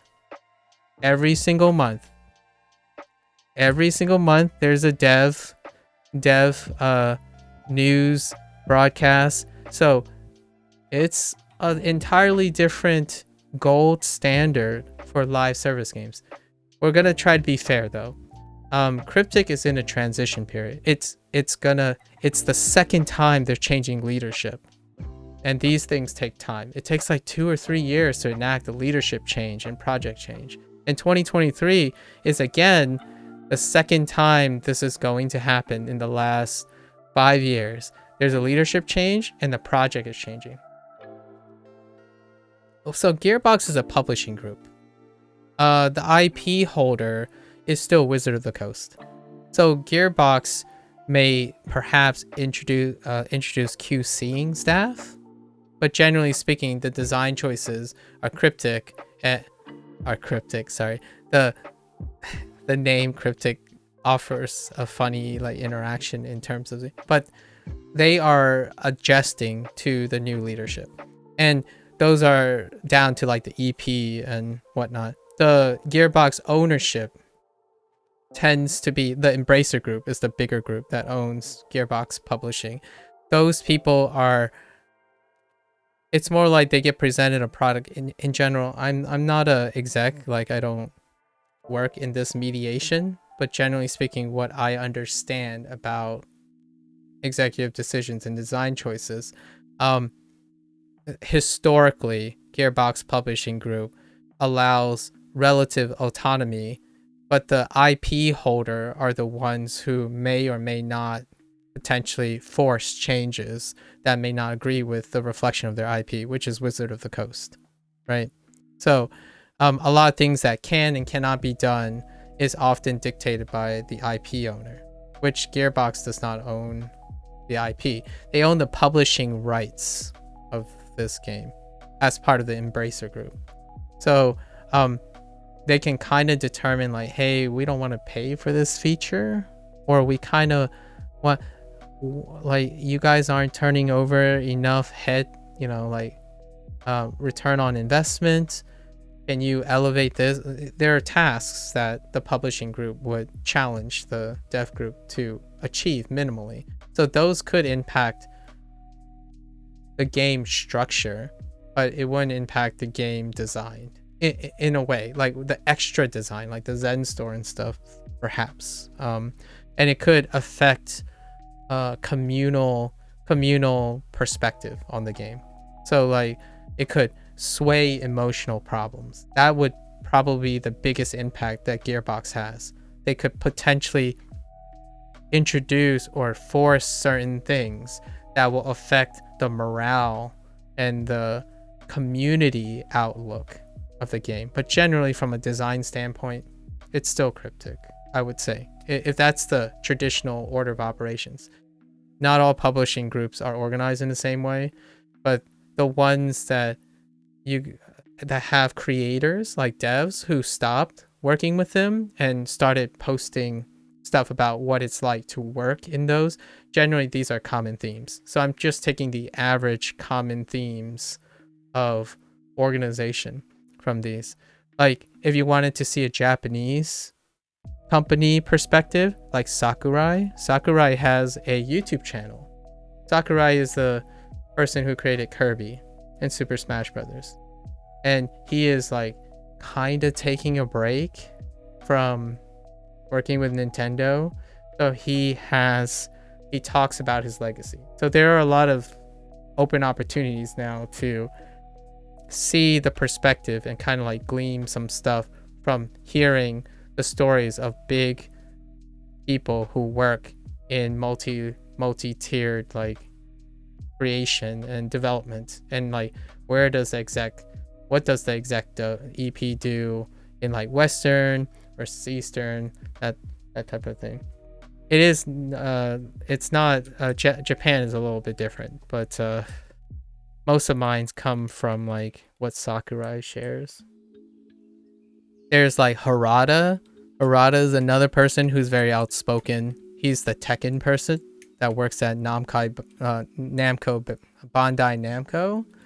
So you can hear about that. And obviously Kojima is very vocal about his time in Konami. There's a lot of like tiny outlets. But I would say I don't think Gearbox will significantly affect the game, for better or for worse. So it'd be more of a no change that's associated with them, but they could introduce things that would emotionally impact the community. So the perception of the game, like, oh no, like wow, there's so much less content this time. That might be indirectly a Gearbox thing. Like, hey guys, all right, here's your budget, right? And we want you to convince us that you can exceed this return on investment for the budget, and then we'll talk about it next year and then the year after that. So that type of thing could ultimately filter down to how restrictive people feel about the game. But in terms of design language, I think it's still mostly the EP and the change in leadership. And it can be very different next year. 2023 is what is said in, like, I think his name is Brett. I forgot his last name. It's Brett something. I'm sorry if that's not his first name. But there was an EP change again. And 2023 is the start of the changes that they put into motion over a year ago. Maybe almost 2 years ago. So we'll see how that turns out. So the next module is the first module with the new leadership change. So hold on tight and see if you like the changes. I cannot say if it's good or bad, because I will have a different opinion on that. But I look forward to hearing if people like it or not. I can make a comment on the likelihood of Gearbox changing something, which I would say is unlikely. Why can I... Where is this thing? What the... Is it above me? I remember I had trouble finding this the first time. It's probably above me, right?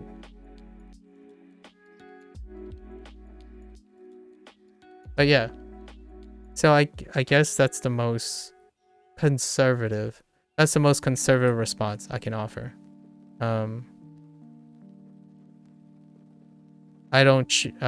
rarely choose to overreach for stuff. I would say it's very likely that Gearbox is contributing something that will significantly impact. Although I'm not sure if the current EP works for Gearbox. So if you're talking about like, will it change? If the current EP is from Gearbox, then I guess you could make an argument. You can make an argument that by extension, the new EP represents Gearbox's vision. But unfortunately, I did not keep up with the person's legacy. This was before, back in the day when I was like really optimistic, was the first time leadership was changed. And that was Chris Whiteside, when Chris Whiteside was brought on board. And that didn't go so hot. Like, there was a conflict of interest. I think generally, as a courtesy to everyone who's involved, there was a conflict of interest. And Chris Whiteside departed. And the result were some initiatives that were done and then promptly discarded. There's some remnants. There's like a tweaks and remnants of what his initiatives left, but not. It was very much gutted in a way. It was like a step forward and a step back at the same time. I was there for that period. The last change of leadership. I look forward to seeing it. I always I enjoy looking forward to uncertainty. I know there's some fear and concern that many people feel when it comes to these things. I'm a novelty seeker. Even if it's rehashing something else that someone else is doing, is another group doing something that someone else is doing, and creates an opportunity for change, which change is eminently fearful if you're very comfortable. I'm just a very muted emotional person, or like largely unemotional person, even though I've played for a really long time. I like the academics of it all. I enjoy the academics. Wait. Sorry, I just realized I probably had two. I probably had two in the middle. That's why.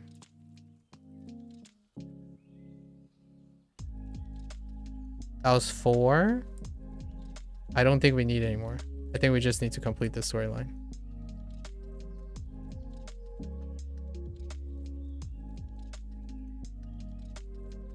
Change isn't always bad. Yeah, no one's saying change is always bad. I said for better or for worse. The change could not ultimately affect as well. That's also possible. Change could have no overall effect on someone's outlook of the game. It's all of the above. What is very telling about what you just said, though, is very telling about your personality. You did the double negative. You chose to use the double negative, as in change isn't always bad, could also be interpreted as change can be good. But it's the always that also gives it away too. Always would imply that it's not a mixed bag. You think you phrase things in absolutes. Most of the time I would say there's a possibility. Probability of being desirable, probability of being undesirable, and since it is a subjective take, I cannot tell you how you would feel until it happens. And I can probably safely say that you and I will likely differ in our opinions. What I'm saying is your personality is quite remarkably different from mine because of the diction, the words that are being used. And it's been worse is a respectable statement. I will accept your feelings about it being worse. I cannot say that what it has been affects what it has been. Like, I can't say that I can resonate with you, like I can empathize with you about why it matters that it's been worse. It does not impact my evaluation of something. A legacy is used as a standard, but it doesn't impact my outlook on my comments about the future. It could have been better, it could have been worse, it could have been no change. The future is not necessarily melding my expectations. So the game was 1 out of 10. No Man's Sky. It's a 10 out of 10 now. So that comment for my sub is irrelevant to what may or may not happen in the future. Legacy does gauge in what may or may not happen. I totally agree. So based on you're saying it can be worse, which that's fair. It's focusing on the negative, though. It's priming someone to think it can be worse. People who don't like things always try to dance around it. I can pick up the diction in an instant. Riles me up knowing I'm not getting transparency. Interesting. So, are you strongly implying that I'm beating around a bush or trying to communicate my real thoughts about this? Because that's a pretty strong accusation if you're reading between the lines.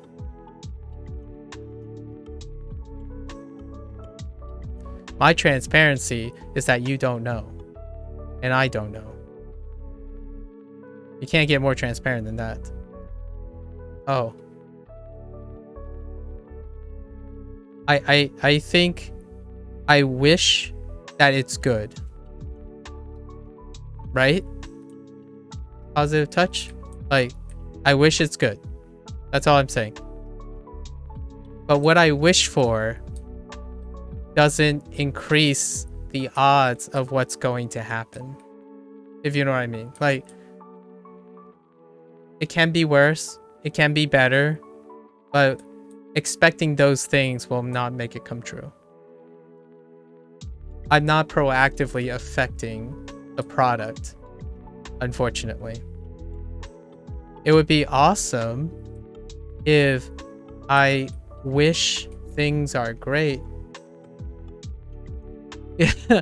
Yeah. So, hot take.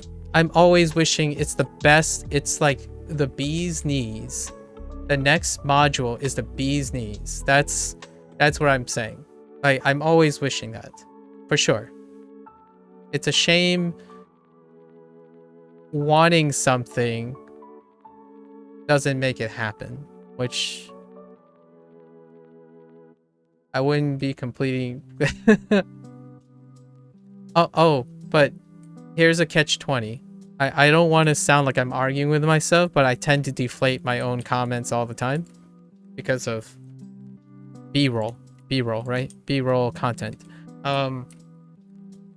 With all that said, if it's worse, it also makes it interesting to me because it also gives me the opportunity to critically evaluate what didn't work. It could kill the game, though. Like, to others, it could make them abandon the game. It would only make me more interested. If it's the same, if I had to pick, if it stays unchanged, it's a little bit less interesting. Intellectually.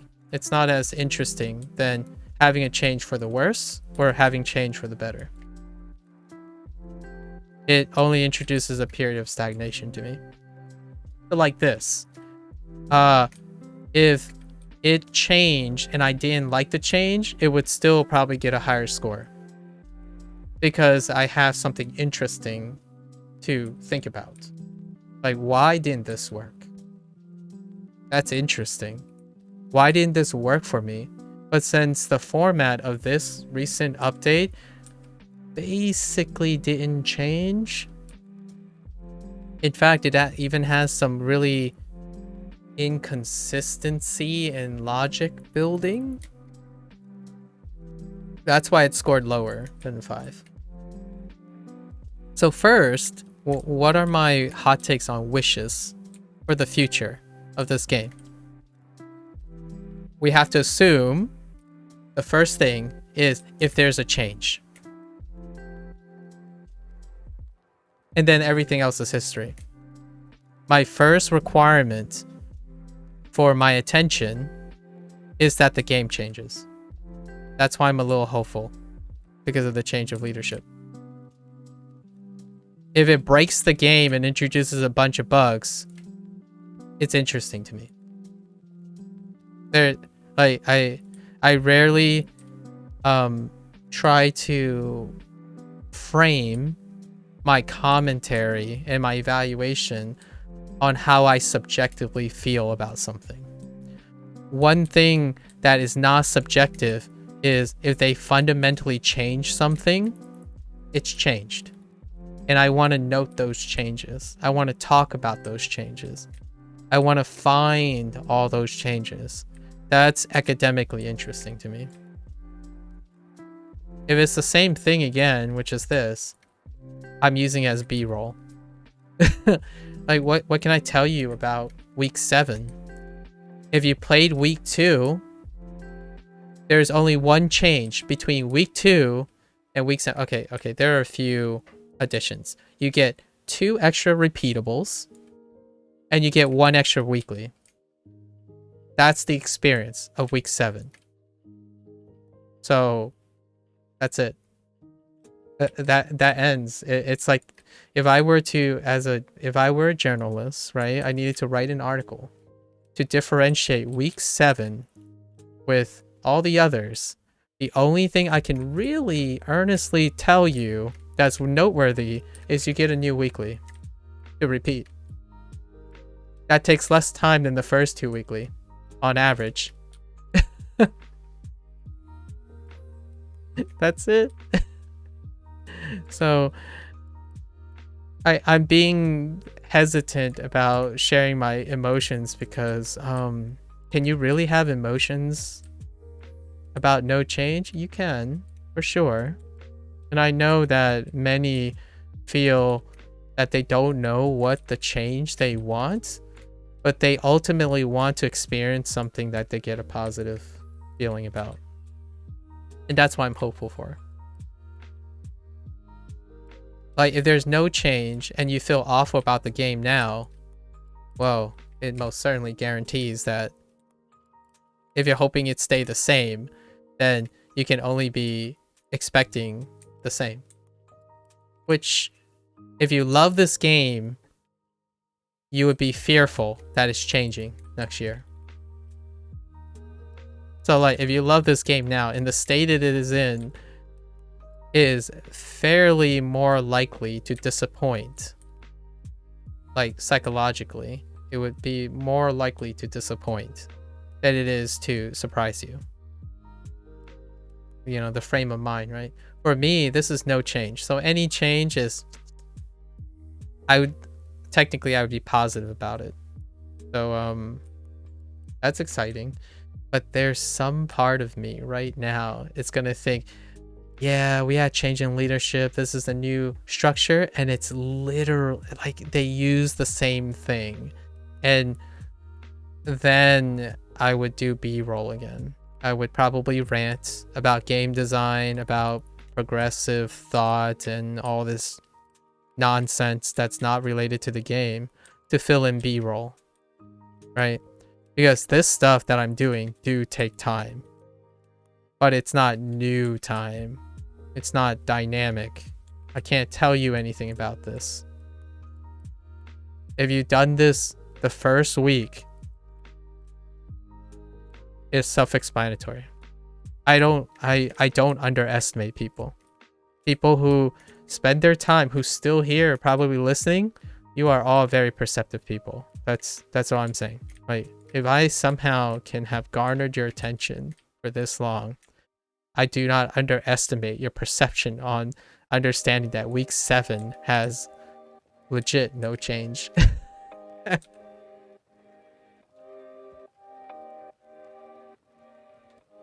In fact, I guess there is a downside. There's a pros and cons to this perspective.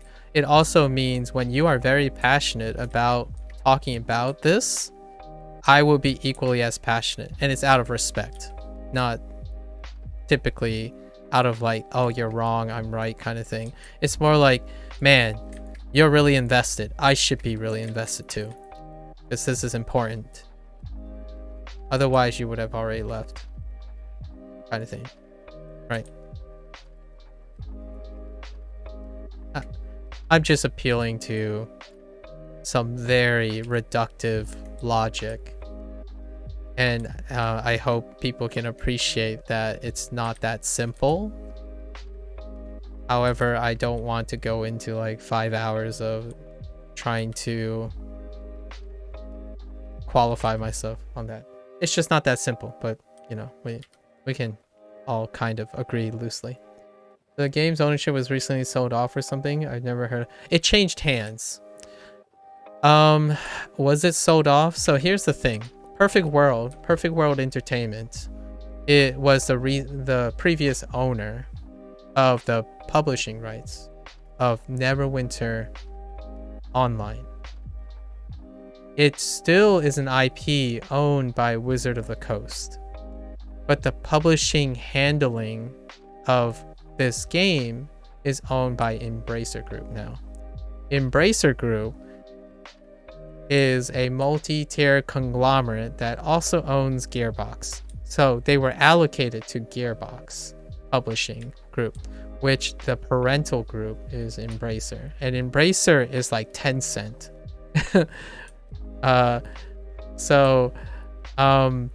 Is it a buyout? Perfect World is relatively on it's like a tier 2 size game publisher. Like they have other properties. But I think it was more of a sell of convenience. I don't think Perfect World was scrapped to sell because of dangers, right? I don't think Perfect World is in a financial crisis or crises at the moment. It's a change of hands, likely. The buyouts, selling something off tends to have this association with the need for currency. Perfect World, I think, is doing... Okay, I have a really big disclaimer. There isn't anything in 2023 that is ultimately doing well in the tech sector. This includes video games. However, relatively speaking, while everyone is losing, Perfect World is still relatively in ownership of IP that makes money. But Embracer Group is just that big, just that much bigger. It's a tier 1, but Tencent is like, okay, Embracer Group's A tier. Tencent is like S tier in terms of size. So if they want it, let's just collect it. It's a cheap bargain or something. Maybe it was a nice sell, you know? But I think it's a change of hands, not necessarily a desperation to cash out on something. Like, it can be interpreted that way, I would say. It is fair for those who make an argument that, oh, you know, Perfect World doesn't have faith in pursuing this. But to me, moving from Perfect World to a bigger publisher, that sounds, in the financial end, more of a win than a loss. So being sold off, it might actually be a move up, if you know what I mean. So financially, the potential purchasing power and resource potential has increased, moving from Perfect World to the Embracer Group. Did that happen though? I don't know. Transparency is rough. Like, maybe they'll make a statement about it. There were a couple statements, and it was more like, yeah, we're now part of the publishing group and stuff. There wasn't any like PR about, oh, what does this mean for the game and whatnot.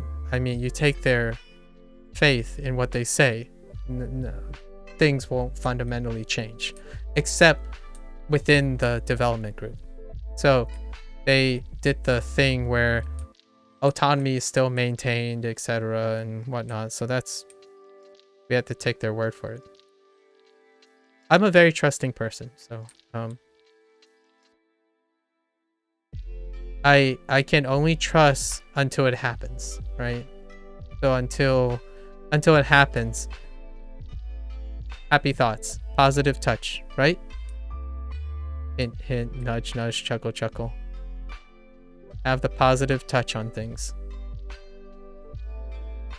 I want people to be happy. So if saying that the game could be worse to make you feel self-secure, I respect that. Because remember that if you temper your expectations by using a more maybe realistic or slightly pessimistic approach, if that helps temper your expectations and improve your outlook and on what is to come, you know, that's great. So if you having to tell me that, oh, it could be much worse, so it couldn't possibly be worse, that next change can't possibly be worse, and it helps you feel happy and more secure about it, that's a win. That's a win in my book. I am not here to gaslight you into changing your expectations, because it could make things terrible.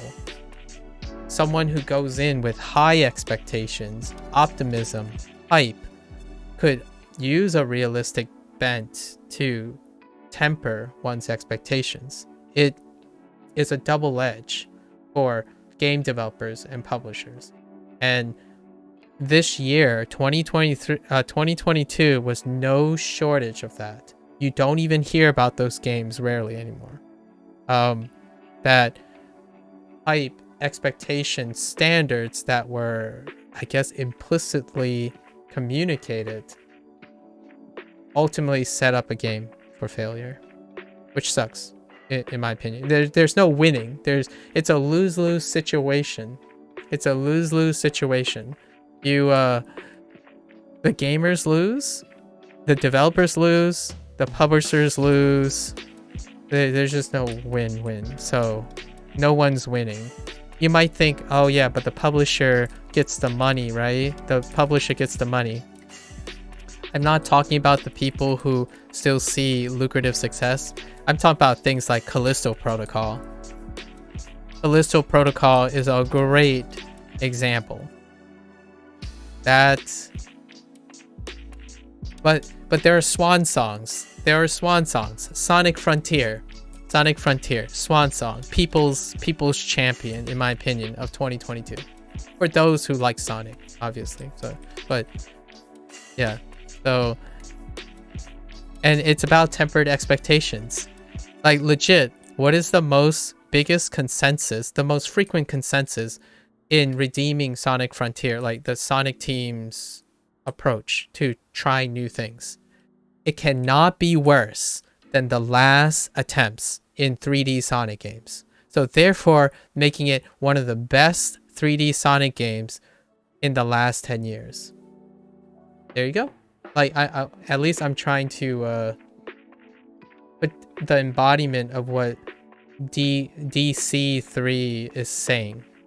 Like, change isn't always bad. It's been worse. So it can be a boon to the developer, and it can enable the developer to take larger risks and be applauded for taking the risk because of legacy.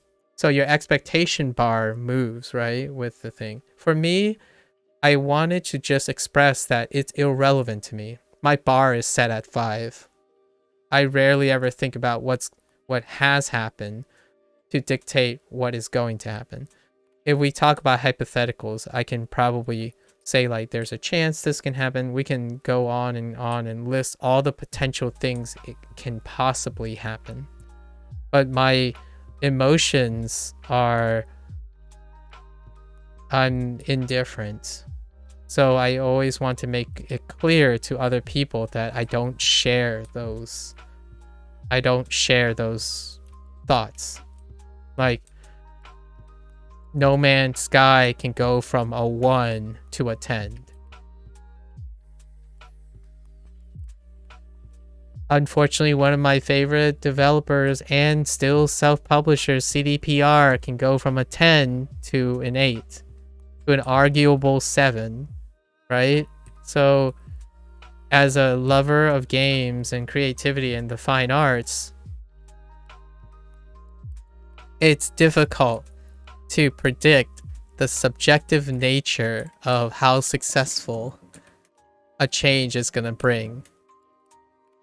It makes me all the more excited about it. When things get worse, it gives me something to learn. Failures and mistakes and designs and stuff is just as much more exciting than upholding the status quo. With that said, I can say this because I have no financial investment in it, right? If you ask a content creator who the change is to their favorite game or the vast content that they're doing is, say, a Neverwinter content creator, the whole thing about keeping them motivated and stuff is that this game succeeds, then there's an emotional investment. There's a need to hope. And that emotional investment creates a fear as well and a concern. But they're the people that probably are trying their best to have an proactive impact on the game's development. I don't have any development. I'm just a bystander. Did I have some before? No, absolutely not. I don't think there's anyone that ever approached me on a professional level to QC anything. I haven't ever been a tester, like a closed play tester. Closed beta just isn't that. Closed beta stuff or like preview shard stuff, that stuff is very superficial. There was one time where I did stuff and I talked to a dev, like, but it was on death's ear. I do not command credibility. So it was more like they wanted to hear what they wanted to hear kind of thing. So if they wanted feedback on certain thing, I was there as something that they weren't interested in at the time. So that's all I can say about my capacity involving design choices and whatnot. Do I have any experience? It is worth mentioning. Do I have any experience in multi-level businesses? I do not. My background is almost entirely from an academic standpoint. I know how funding works, like in a way, but not in private business. I haven't ever worked in the private sector. It's always been in like a public government, like higher organization standards. So most of my hobbies deal with trying to understand for-profit ideology, like the pragmatism, how econ works, because part of my lifestyle revolves around understanding how money works.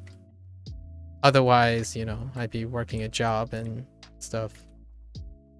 I have a fairly okay, sufficient grasp of how money works and understanding trends and whatnot. And that trend leads me to make fruitful investment decisions. And that's just a hobby. Well, can you call a lifestyle hobby? Yes. There was a really philosophical discussion about how hobbies are no longer the hobbies of yesterday. Hobbies are more lifestyle changes. So the definition of hobbies have matured and progressed to a different state of perspective. And for someone who's a millennial, the older content creators that I watch who still play video games, often they eventually have this realization, this like conversation with themselves and the people, like, you know, there just aren't fan clubs and like get-togethers for specific things. The things you like, the hobby, they become defining of your lifestyle. I'm like, yeah, like that. So why do I play Neverwinter? I guess if you want to ask my major motivation, it's a microcosm to study what happens when a game reaches this state in maturity. Is it unique? Yeah, it is. Neverwinter Online actually showcases a very weird, unique predicament in terms of developer and publisher and transitioning. There are very few games that still exist now, instead of closing down, to transition between the old model that they had into a service game. Can I think of one?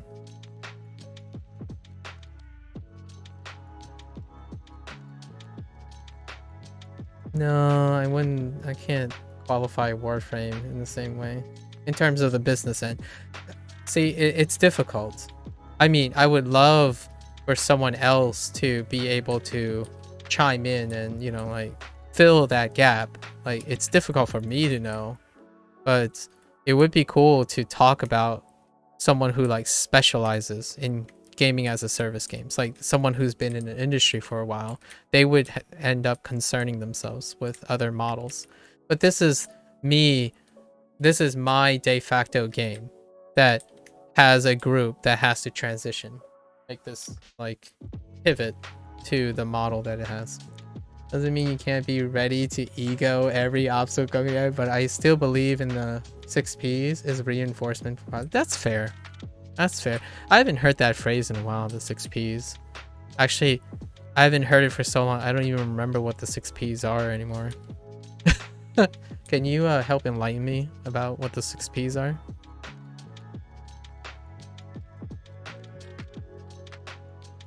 I'm no stranger to asking very direct questions because I do not want to say I know something that I don't know.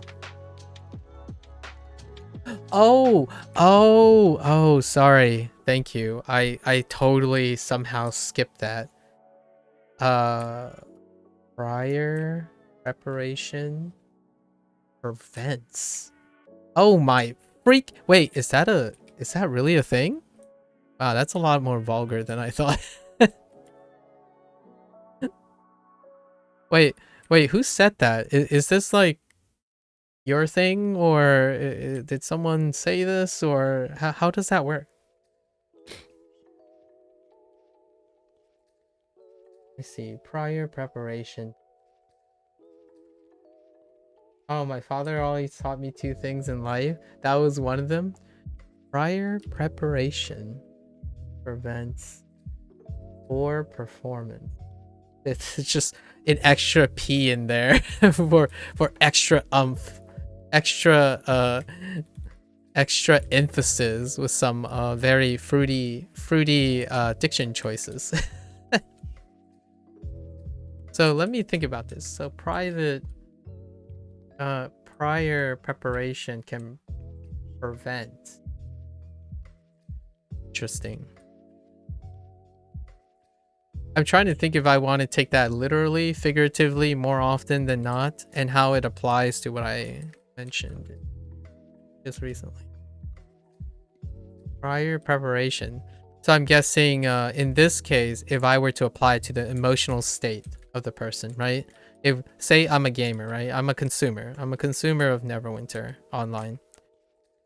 Prior prep in the context of what I'm saying would be like prepping your emotional state for it, right? Prepping the emotional state. Typically,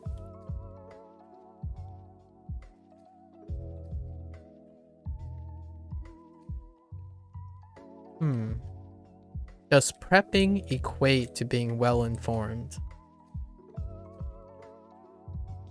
I'm thinking of it more like emotional damage, right? Emotional damage. I know, cue the memes. I'm not sure if you're a hip millennial touch, but emotional damage, right?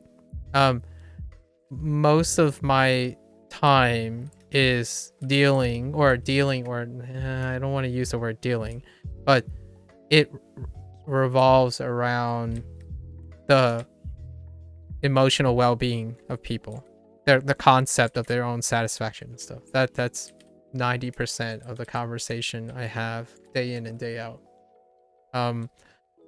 So if I were thinking about the 3 Ps and I try to reach for a level of empathy and understanding of that, I would say that, yeah, you can prep for disappointment.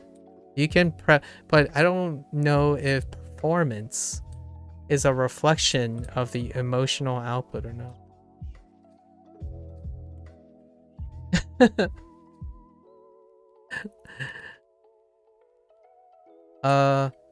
You study for a test, that's the 6 Ps, and how you wish to branch that thought process. Oh, okay, that's fair. Oh, you like for a test. Interesting. So prior prep prevents poor performance in a metric measured way. So like the test has a metric to measure your performance. Now the question is, I guess we would say we would be measuring the performance. This is definitely going to be a little different. The subject and the target are 2 different things. So Cryptic's performance is what we're measuring, right? Our perspective on the Cryptic's performance in the next change. But if you protect yourself and temper your expectations by, well, you know, understanding the situation and getting information and whatnot, yeah, I would say it would prevent. Well, would it prevent the poor performance of Cryptic? Okay, that kind of falls apart. I'm gonna have to rethink that. I guess it's only self. It's only inwardly looking. It's a phrase that only deals with the self, as opposed to a projecting case where like you're making a common. You're trying to protect yourself from something outside yourself, as opposed to protecting yourself from disappointment. If I go make a meal and everything is time constrained, a lack of prior would prevent a lack of performance in succeeding. That's fair. That's fair. If I were aware that I was entering a neighborhood where foul play is a norm, I would have headphones out, listening to surroundings and walking with a focus.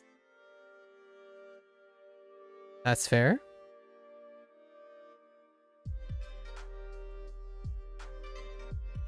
All of these have one commonality. You understand the context. So where the 3 Ps fail is that whenever there's an unknown, it's no longer applicable. Yeah, I wasn't sure if he was trying to raise a well or is there...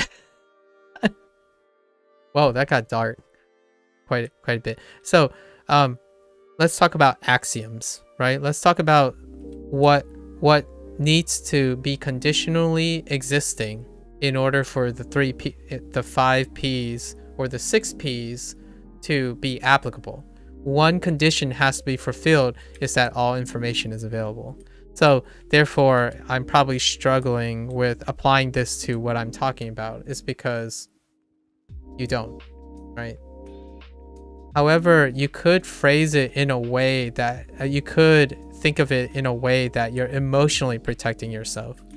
So if you inform yourself what the probability of something happening is, you are technically prepping yourself for offsetting how it's gonna feel, right? How it's gonna feel in the long run. But this kind of goes to my jam. This is my mantra. This is my mantra, all right? About the unknown. When you are approached with uncertainty and probability, there is a property of gathering more information learning more perspective that has a trade-off. The con is it can lead to nihilism, determinism, and fatalism. So like the more you know, the more you end up perhaps convincing yourself it might be too overwhelming. Too many things could happen, so why bother caring, right? Okay? But the pro is often, even in that sense, the more information you gather, the more perspectives you expose yourself, it often tends to lead to catharsis. It provides a sense of grounding and relatives that can make someone more protected from an emotional state. So, as an illustration of this concept, which includes the 6 P's, this includes the 6 P's and includes more, in my opinion. It's applicable to my situation and your 6 P's. The more you prep, as in become informed and enlightened, the less likely that, honestly, it will also be less likely that you'll be surprised as well. You would become more consistent in your performance. Whether that is poor or not reflects back on how you feel about how you prepped. Now, yes, if you're applying it to tests, it would say something like the test is a standardized thing. Like if you assume the test is standardized, then you would have a standard to compare yourself to. However, the person's perception of a poor, like personal perception of a poor performance or a good performance is subjective. It's internalized to you. If your bottom is a 1 and you got a 2, is that a poor performance to you? I let's just say 100 instead of 200, because 1 and 2 is kind of a weird example. So there's one way to interpret the 6 P's, looking inward, and then there's another way to look at the 6 P's, looking outward. And it's a combination of those two that ultimately contributes to an overall feeling of performance. And what I say about the point that I'm trying to make is ultimately I like the first 3 P's. Prior preparation produces catharsis. It protects people emotionally, probably provide consistency at the exchange of potentially risking losing its impact. Like a lot of times it comes down to like, who cares? Like, let's just wait. Like, we'll wait and see. You see these phrases, you hear these phrases a lot. After you talk about a thing enough, you're like, oh yeah, all right. Well, only the future will tell. Well, it depends. It's too complicated. Let's just see it happen and then discuss it in retrospect. Right? Because gambling is still gambling. No matter how prior preparation you have, the future is emergent. Unless, I mean, if you know how the secret of the universe works, please tell me.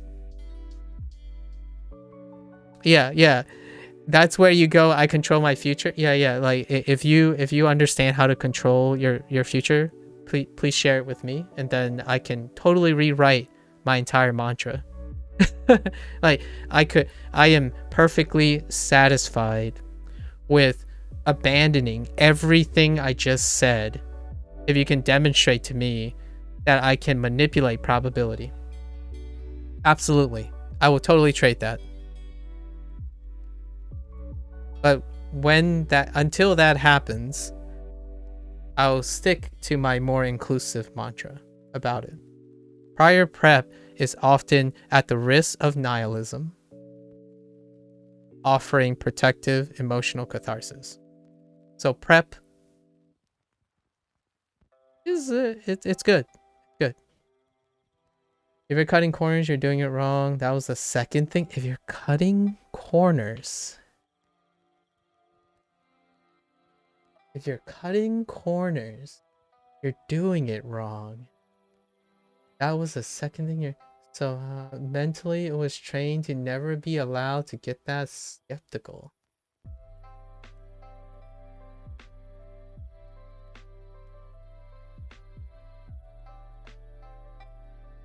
Interesting. We're cutting corners.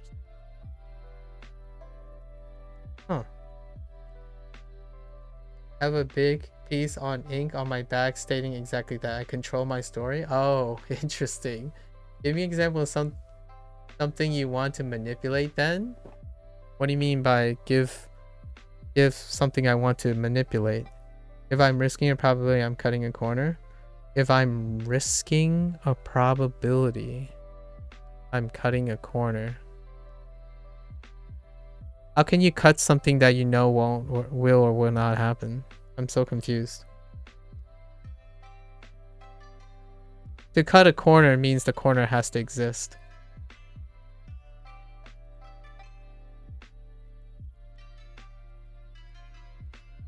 Am I reading this incorrectly? Oh, give me an example of what you're thinking in this scenario in terms of cutting corner. So if I try to embody, I guess, what your father is trying to teach you, if you're cutting corners, you're doing it wrong. So what are the... I can shove dirt under my rug and suddenly the room is clean. That's a cut corner.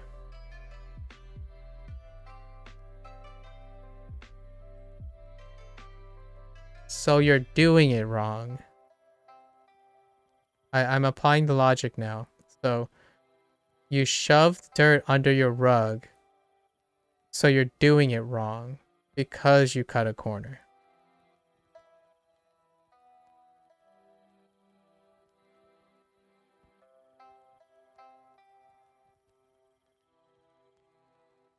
I can see you're doing it wrong in cleaning the room, but you're also doing something right. Subjectively. Yeah. Yes. So like there's a lot of multifaceted misinterpretations of that advice. And you do with what you can with it. I'm sure we're not talking about your father's intent, right? Your father sounds like a loving father who intend the best of the word of wisdom. So we're not making this a reflection of what your father's intent is. However, cutting a corner would suggest, what are you comparing it with, right? The corner is the state in which inactivity happens, right? There's a corner. Do you choose to cut that corner or not to cut that corner? So for me, the relative is the dirt's there, it's making you upset. That is the state, right?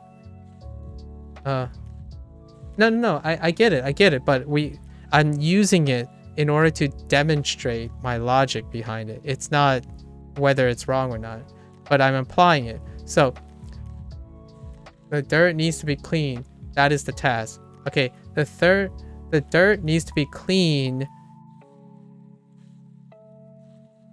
Okay, all right.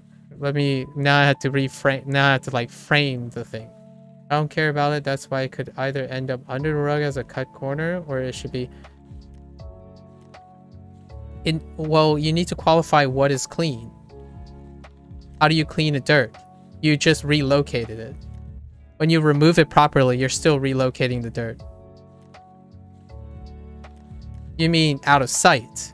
The dirt has to be out of sight, right? Which technically, if you shoved it under a rug, it's out of sight. It actually might take... And here's another corner thing. A lot of times cutting corner means it takes less effort. Right? Wait. We need to qualify a lot of these things in order for me to understand. Cutting corner tends to imply that it is easier to do something than it is to do another thing. Shoving dirt under a rug can very well be more difficult than removing it properly. I'm just saying.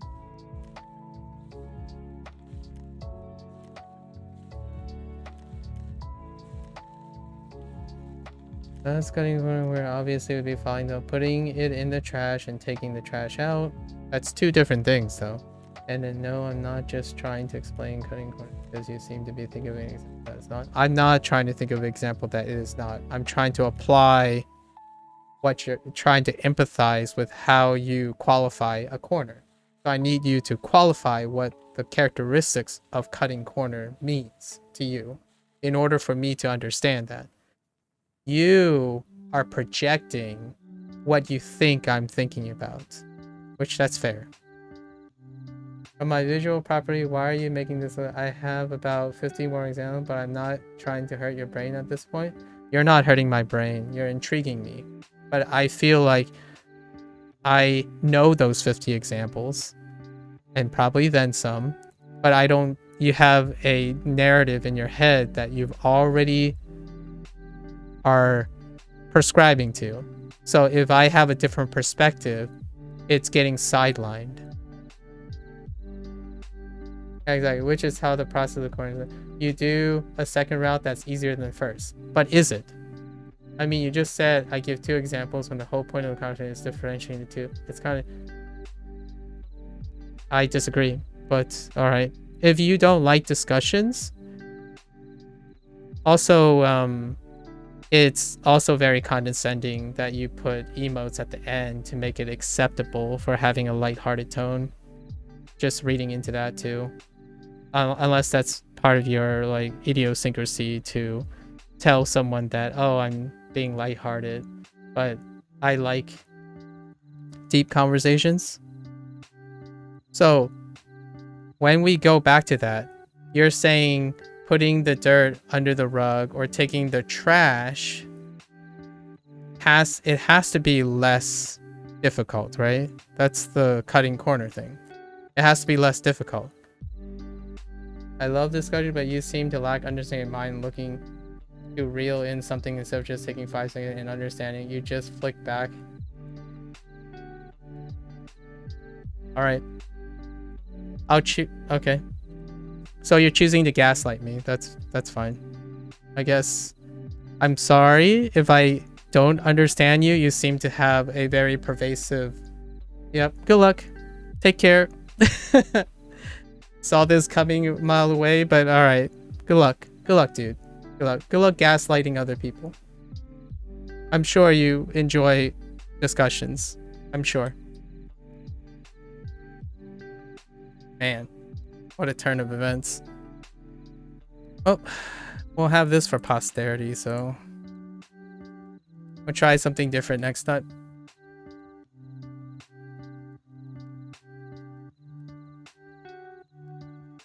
Couldn't handle the truth?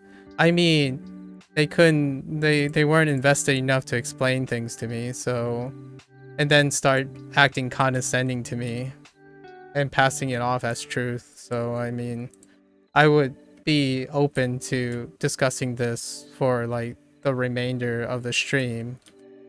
But clearly this person has no patience. Saying someone who loves conversation but acting the counterpart. I guess I hurt the person's feelings. I'm sorry, I guess. I already made the disclaimer that I wasn't very emotionally invested, but okay. As much as I tried.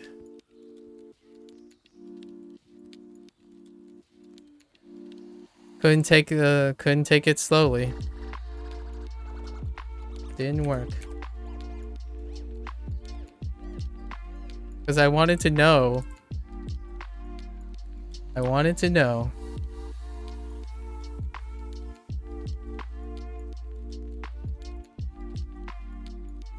I mean, let's take a look, alright? I can shove dirt under. Did I miss something? Is what I'm saying. Let's reevaluate, right? Before we move on. I love discussion, but you seem to lack understanding of mind and looking to reel in something instead of just taking 5 seconds pausing and understanding. You just flick back to back with response and no thought process. What was I thinking? I was just asking questions. I mean, you said I gave 2 examples when the whole point of the conversation is differentiating the 2 differences. It's like they were talking about themselves in third person, I guess. I don't know. It's hard for me to follow, so I don't understand why I'm the one that is confused. It's kind of like you being difficult intentionally. Like, I mean, if asking questions is being difficult, I guess that person wasn't ready to answer my questions. I don't care about it. That's why it could either end up under...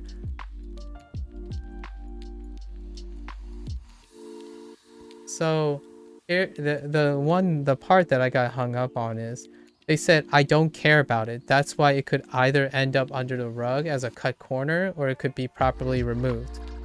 So I don't understand. If you don't care about the dirt, what makes it important enough to cut a corner? Like, if you don't care about it, you don't cut anything. It's not important to you. You went out of your way to cut a corner to sweep the dirt under the rug. That takes effort. At least, like, I was trying to offer my perspective on it, but I was asking them, does it have to be easier? And they said, yes, it has to be easier. And then I'm accused of being argumentative. I'm like, I'm taking this one step at a time, dude. Like, I'm sorry if I'm not brilliant enough to understand all the assumptions that you're making, but it's pretty clear to me that I don't understand those assumptions. Sometimes it's harder for someone to cut corners than it is to do the thing properly. What are you cutting corners on? Your hindsight is restricted to the corners you cut. Case in point, this person's education, probably. Like, okay, let's say we cut corners all through high school. Is it going to make you do more effort than not cutting corners at all? From someone who doesn't like to take gambles, they certainly like to take gambles with assuming other people's perspective. I didn't tell that person what they should be thinking about. I'm trying to understand what they're trying to say. But instead, this person chose to be belligerent and tell me what I'm intentionally doing. Tell me that I'm uneducated. Tell me that I'm ignorant. So I'm not entirely sure what I got out of it. The person makes a good point, so they probably took it. I probably unintentionally insulted their father or something. So I think that's my bad. If I had to reflect on what I said, there is a chance that I might have like their father must be a very impressionable person on their lives, and I might have overstepped my thing, but my position. I wanted to discuss about what's considered cutting a corner. But this person accused me of being intentionally argumentative. Guess they don't want to discuss it. And they did the thing where they leave with the last word.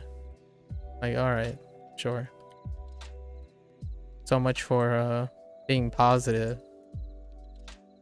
This happens a lot. But, you know, it's a learning experience.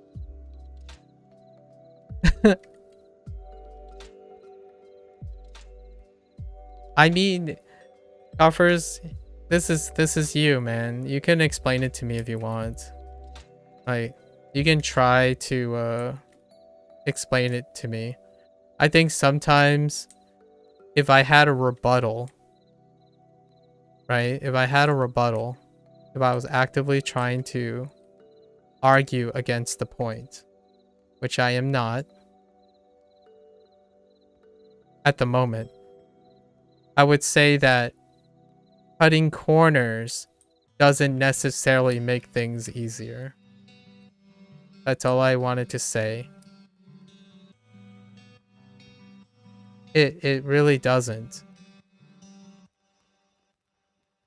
But then the person said you cut corners when you don't care about it, right?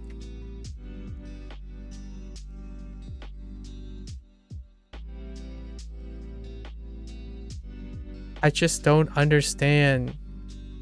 If you don't care about it, why cut the corner? You just leave it.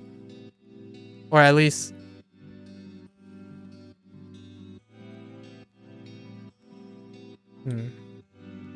Oh, I still have like 2 hours of things to do. Oh man, I'm 1 hour late on finishing my tunes, but alright. It makes for a good topic, so we'll talk about it on Wednesday. We'll talk about it with Eric on Wednesday. It'll be an interesting discussion because Eric could probably provide, I don't know, some logic for me.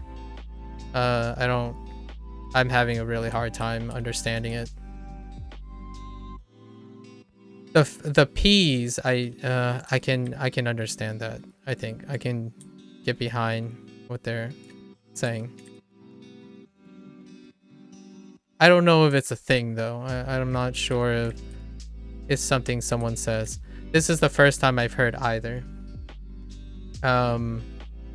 Where like cutting corners is doing it wrong. Cutting corners is a means to reaching an objective. So, if you reach the objective, how can it be wrong? It can be morally wrong, though. What I mean is, it doesn't benefit you in the long run. But here's the thing. If it doesn't benefit you in the long run, does it actually make the thing easier? Sometimes I feel like cutting corners makes things harder.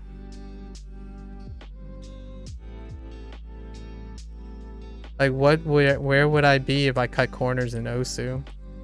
Or Neverwinter? You would be a tank that struggles to...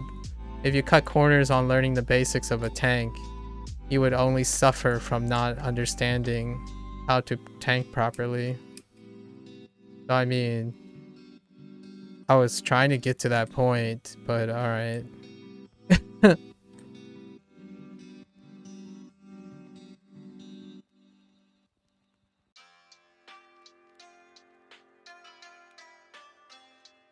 I guess the person, if I had to make a wild guess, the person just wanted me to say, oh yeah, you're right. Yeah, that's like cheating, man. Like, but definitely don't cut corners. Definitely don't cut corners. It's always bad. Instead of discussing about it. I really wanted to go deep. I wanted to go even deeper than that. It could have been a conversation that will last me the next hour that I'm farming the rest of this. Didn't happen though.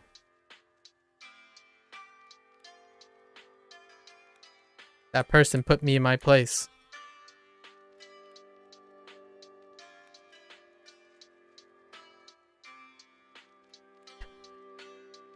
I have a very lowbrow comment, but I won't make it here.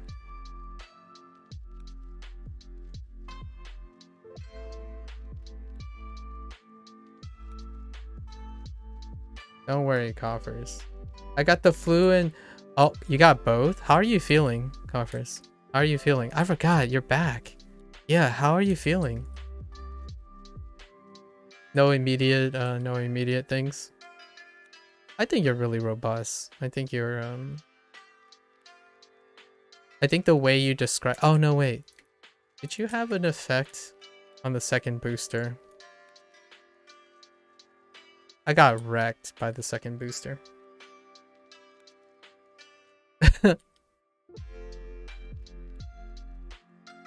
Not yet. Okay. Oh, okay, that's fair.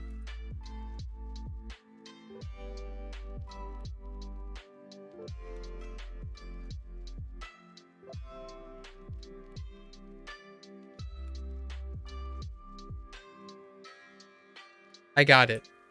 Obviously, I'm still thinking about the conversation. I got it. I got it. I'm going to see if this is how it works. It's that simple, Coffers. Do not take shortcuts because you're doing it wrong. If you do. It's just that simple.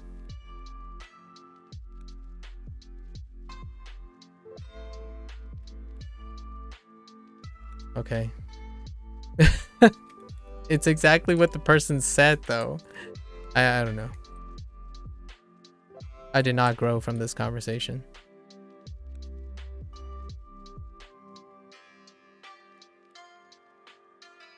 I'm not sorry about it. I can't feel sorry about something I don't understand.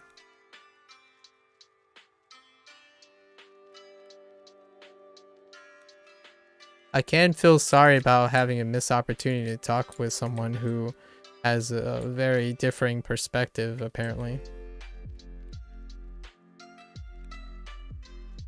Easy come, easy go.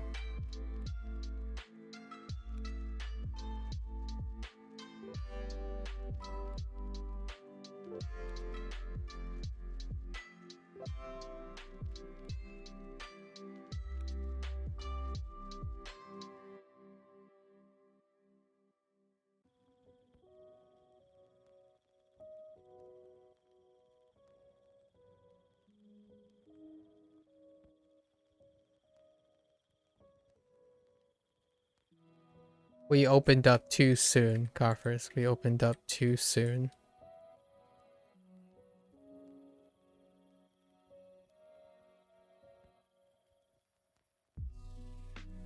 Don't do it. Save yourself the emotional damage.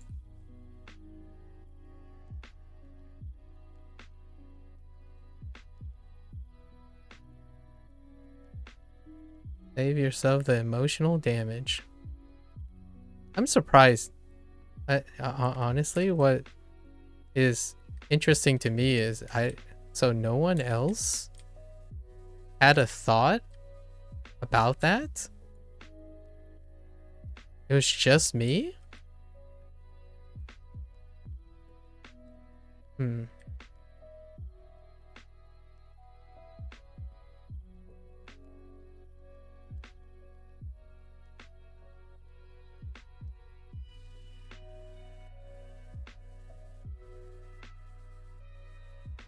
I'm gonna be thinking about this until Wednesday. I mean, until tomorrow.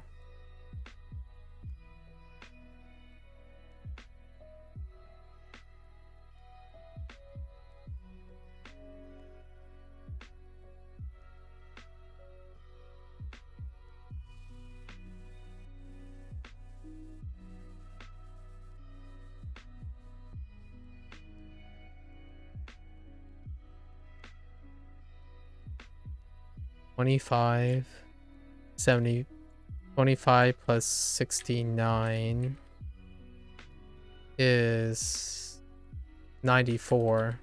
I need 2 repeatables.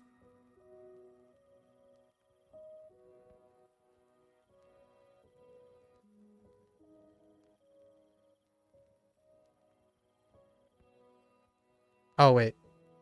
No. Oh, I still had the weekly, too. Huh? Hmm.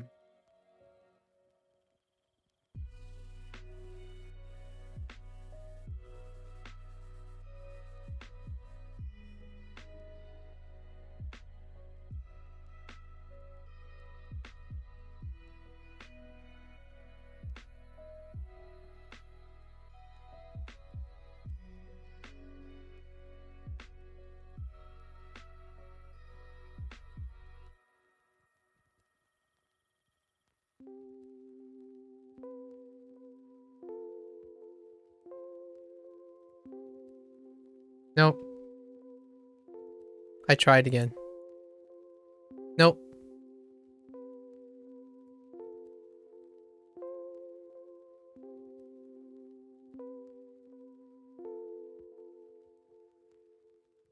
Brain too smooth. Right, Covers? Smooth Brain Gang.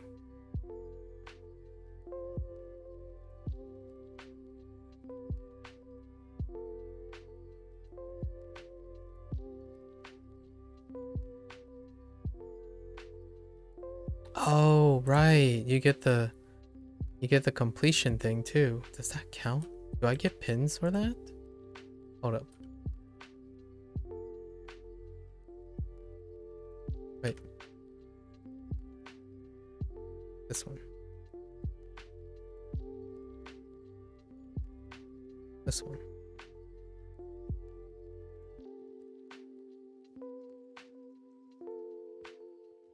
Smooth Brain. Apparently my brain was hurting from discussing stuff. My brain was too smooth.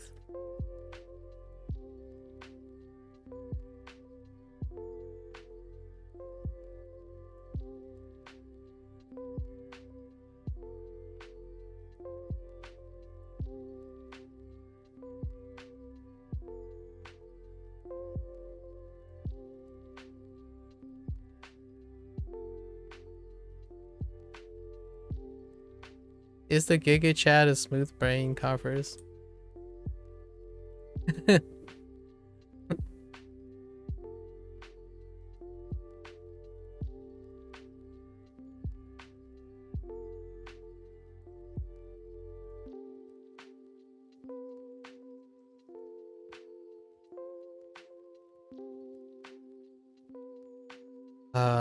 Yeah, we turned into 25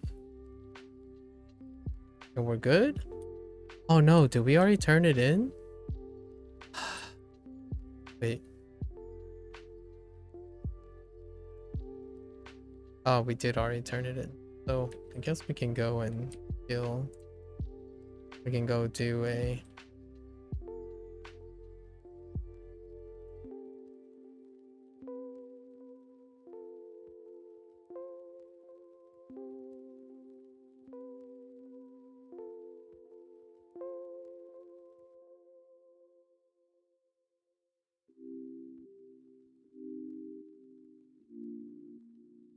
Another day.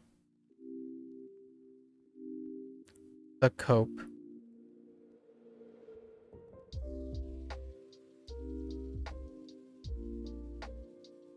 How do we cope?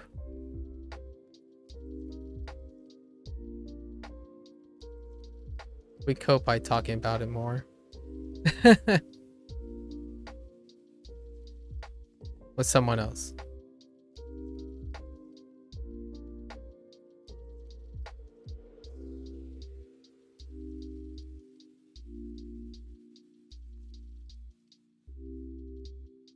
So here's a fun thing, offers.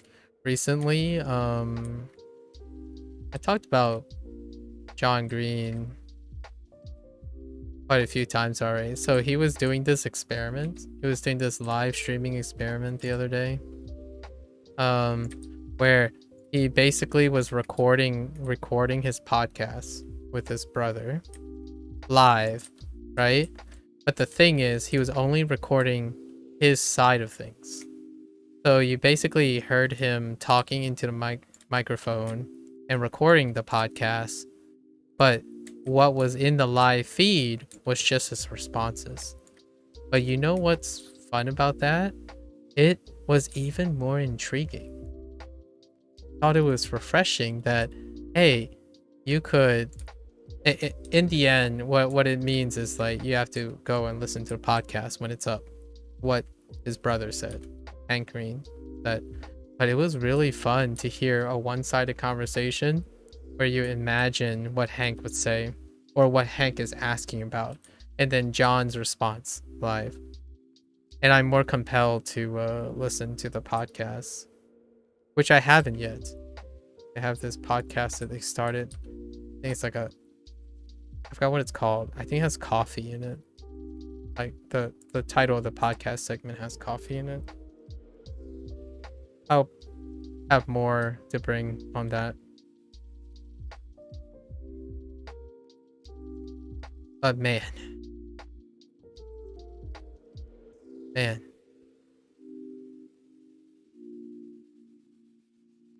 You love discussions. I can't get over that. I cannot get over.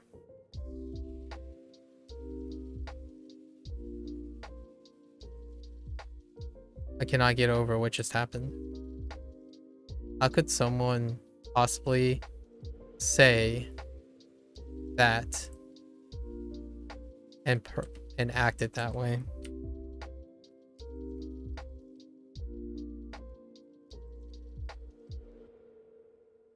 Disappointing.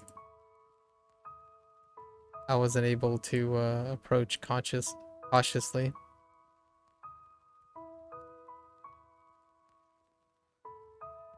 Missed opportunity.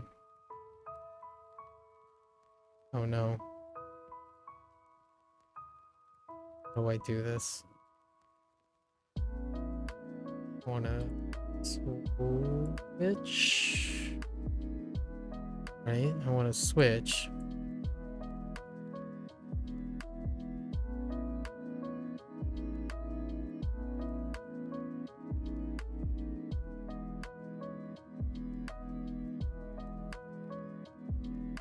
And I just want these things.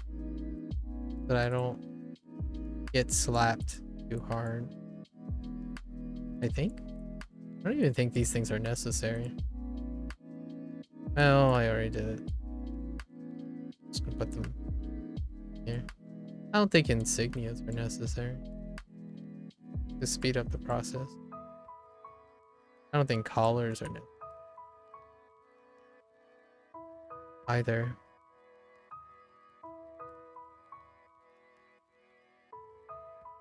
Alright, let's try to get it before 10 p.m. local time.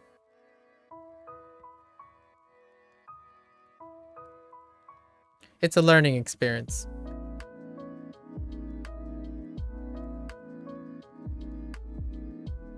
I would say if I took a gamble, that person will use what we discuss as a way to start a conversation, much like I will be using it to start a conversation. So that conversation is very important to me.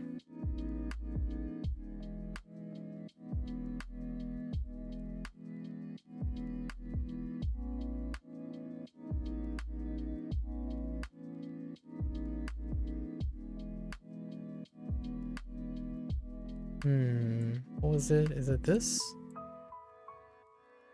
Yes. And then this.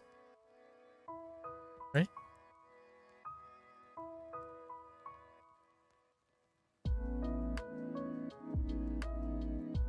So what did Sun ended up thinking about Valkyria? Actually, I didn't get an opportunity to talk to him about it. He's still here.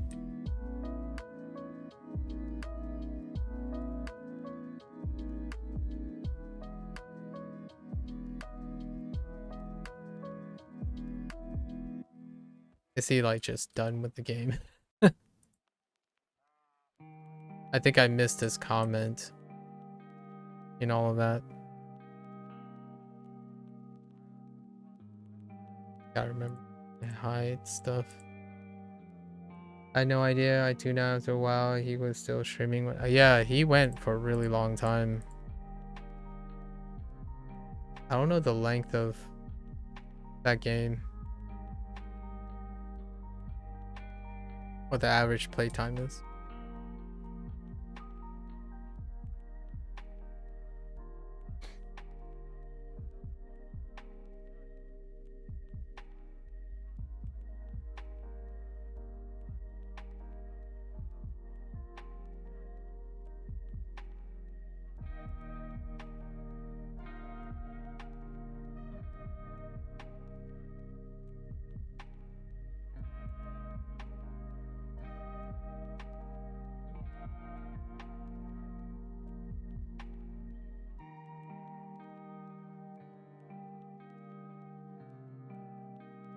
Oh.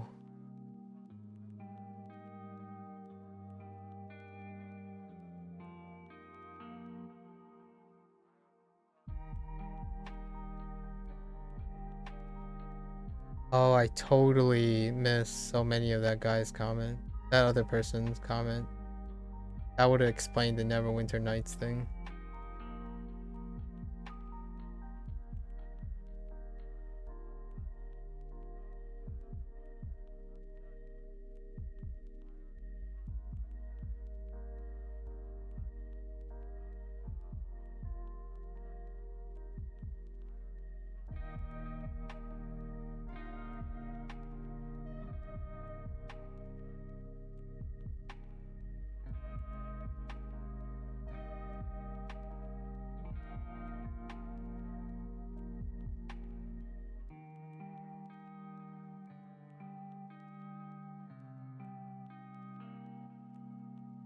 Man, I missed so many comments.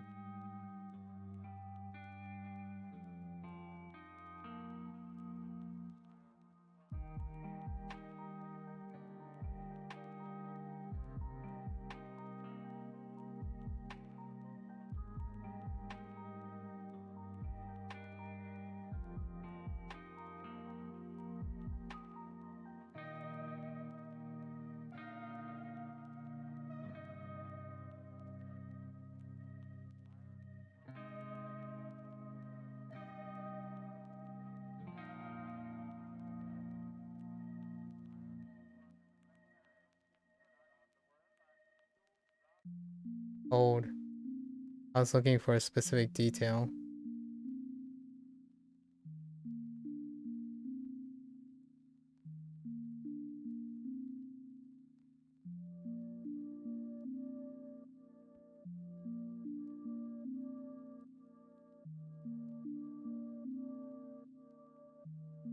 Okay. It wasn't the same. It was a different person. Interesting.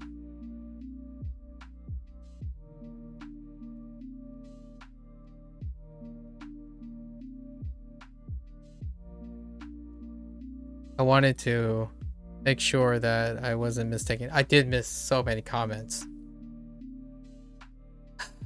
It does explain how that other dude was confused about Neverwinter Nights, though.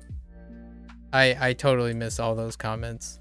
And then I missed a giant comment about the person describing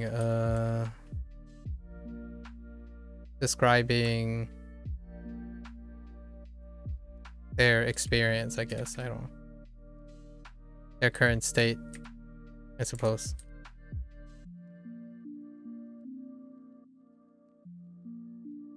But I wanted to confirm something else. It had something to do with my life story that I shared about immigration and stuff.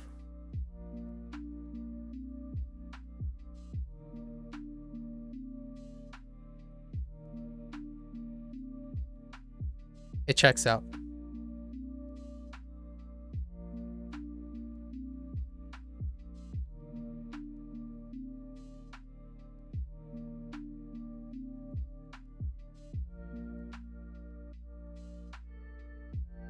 Disappointingly so.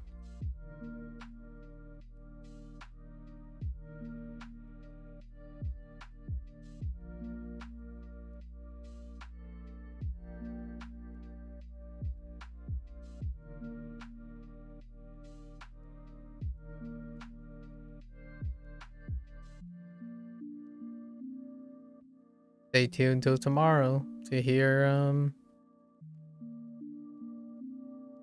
the opinions of someone else.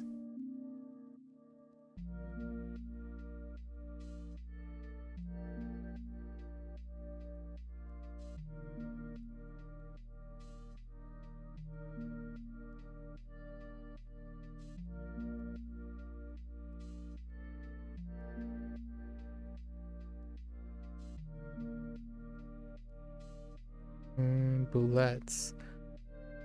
Did I learn from... I can turn this back in.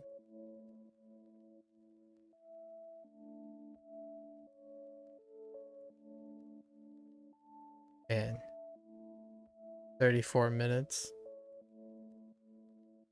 to finish this.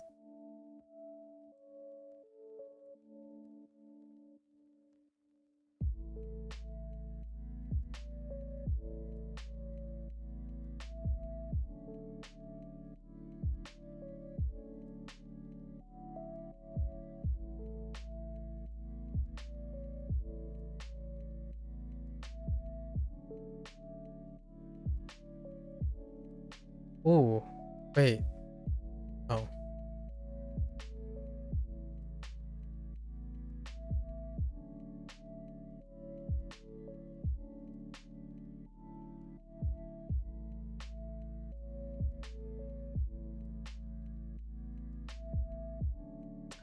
Oh. Oh, my third tune is even farther behind. It's on the main story of milestone 4. Maybe. Oh no. Just kidding.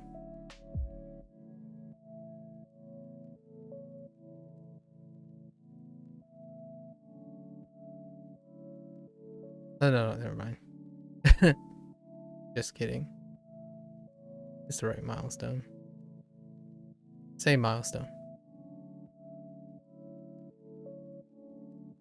Please don't hurt me.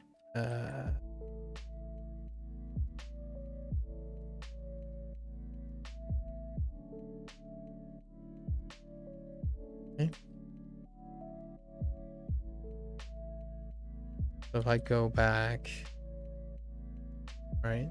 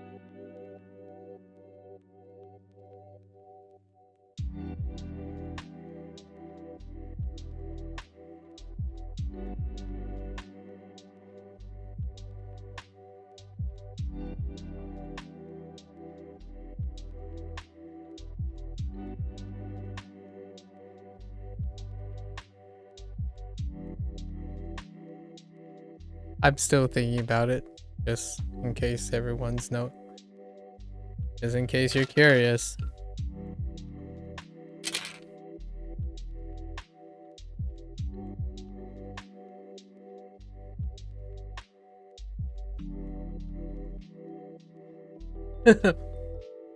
I'm framing it for tomorrow. Like I'm framing the discussion for tomorrow.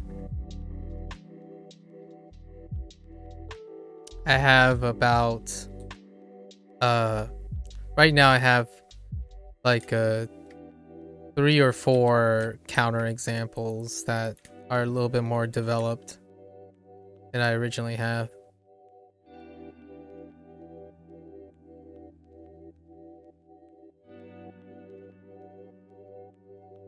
The whole time, right, to explain my rationale, and it still hasn't really changed very much, is the whole time I was trying to ask, what does it mean to cut a corner? And the person told me, why am I making it so difficult? It's so simple. Or they were implying it's so simple that I'm making it deliberately difficult. Because I don't know what cutting corner means. And I just realized that. So I asked the person, right? Does cutting corner mean it just has to be easier? Right? The thing has to be easier, right? So if you cut corners, if you're cutting corner, you're doing the easier thing. So the person said, yes, that's confirmed. it has to be easier. And then they say, I don't care about it, so it's easier to do to cut corners. I'm like, okay, so you don't have cutting corners means you don't care about it, and it has to be easier. Don't do anything about it? I'm so confused. So then they say, well, the task is to clean the dirt. So if you don't care about it, you would likely pick the easier thing to do to cut corners, right?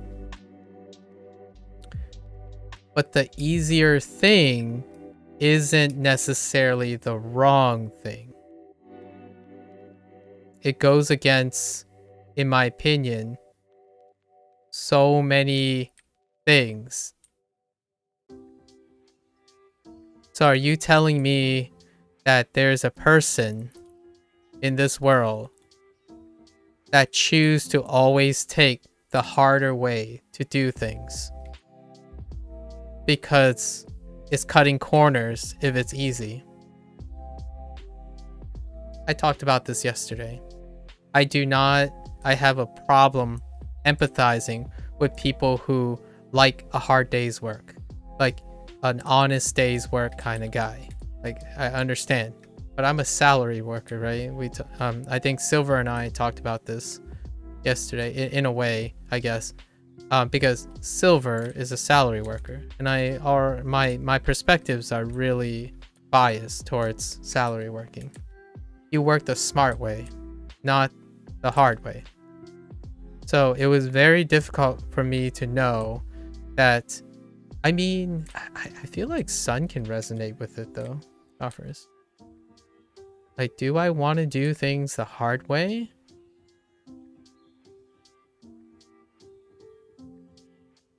Yeah.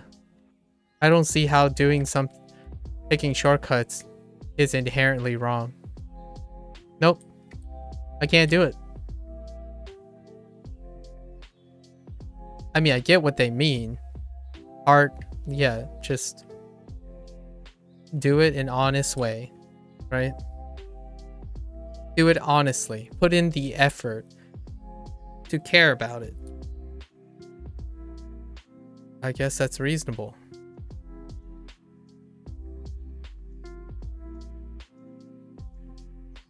It's not something I would follow though.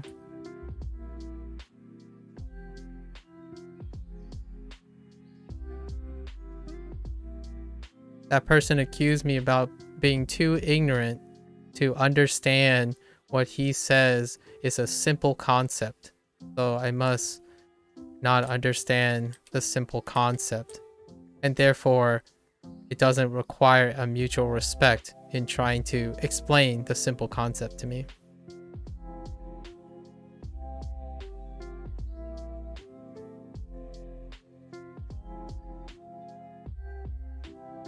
I will continue to choose the easier way to do things. So I think the caveat I was going to ask is, does the easier way have to be not actually achieving the goal? When you cut a corner, maybe sweeping the dirt under the rug isn't necessarily cleaning, like accomplishing the task. And then the person counter-argued themselves and said, well, technically it's cleaning because I can't see it in my visual property, right? I'm like, all right, well, that's fair. Now I'm back to square one. I'm not sure then why you would put more effort into achieving the same thing easier. You've demonized being more efficient.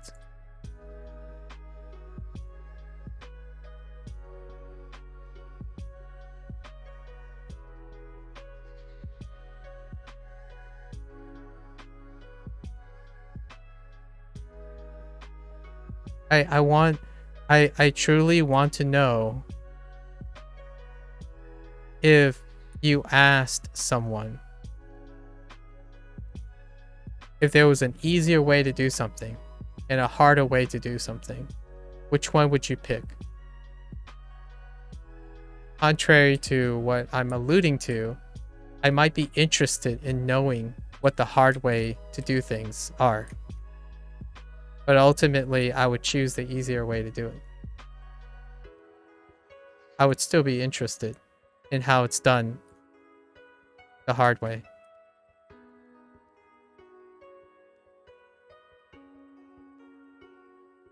Now, Sun would say he would choose to do it the right way. Because this person believes cutting corners is the wrong way to do something. And the whole time, I was trying to get to the point of how is doing something easier wrong?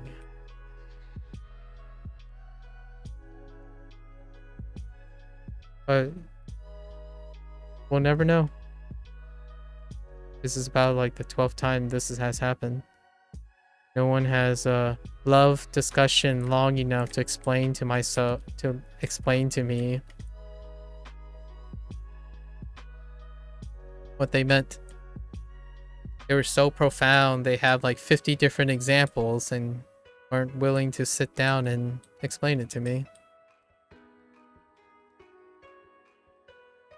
I go with the harder, i.e. I don't use scatter shot and pick full because I don't want to use an exploit. I mean, I get more satisfaction knowing I can keep up where... That's fair.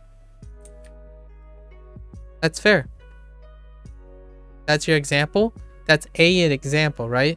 Bloody? Now, I'll give you an example this way.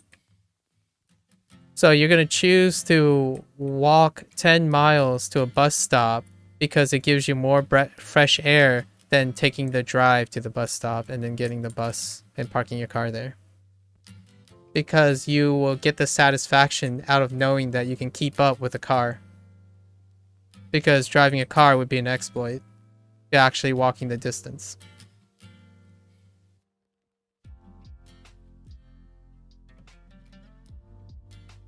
There's my example.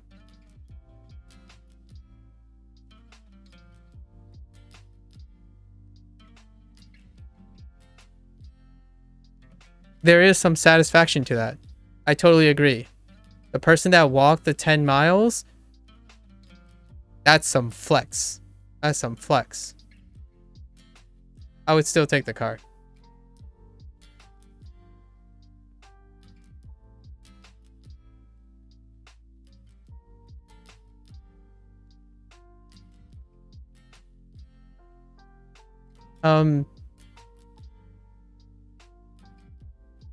Before I turn this into what happened just recently, I don't mean to change the way you think about things. I think putting in effort and getting a reward by showing that you can do something with a higher challenge is extremely rewarding. I absolutely agree. Yes, yes, that's how you would frame it. I would take the car, and what this person told me is that it is wrong to take the car. Because I would be saving time, and time would let me get to the gym sooner for a healthier body. I am being more efficient with something else. Yes, exactly. So I'm not saying you are wrong, but the word of wisdom that this person accused me of being too ignorant and not understanding is that when you cut corners, you are doing it wrong. And I was going to ask this person, I was trying to ask this person, okay, I'm having problems processing what is cutting corners, right? How do you cut a corner? The person provided 2 examples. One example was you sweep the dirt under the rug instead of cleaning it properly. And then I was like, but one is not like the other. But they said the task is to clean the dirt. Okay? And I'm like, okay, so if you sweep it under the rug, you can't see it. but it doesn't accomplish the task. It's still dirty. But they said then that they can't see it, so it's like completing the task. And then they added, I don't care about the dirt, so that's why I swept it under. In both of our examples that we have, Renegade, care is there. We care about it. That's why we choose our methods, right? So if you don't care about it, the easiest way to cut corner is to do nothing about it. Because you don't care about it. Why cut corners if you don't care about it?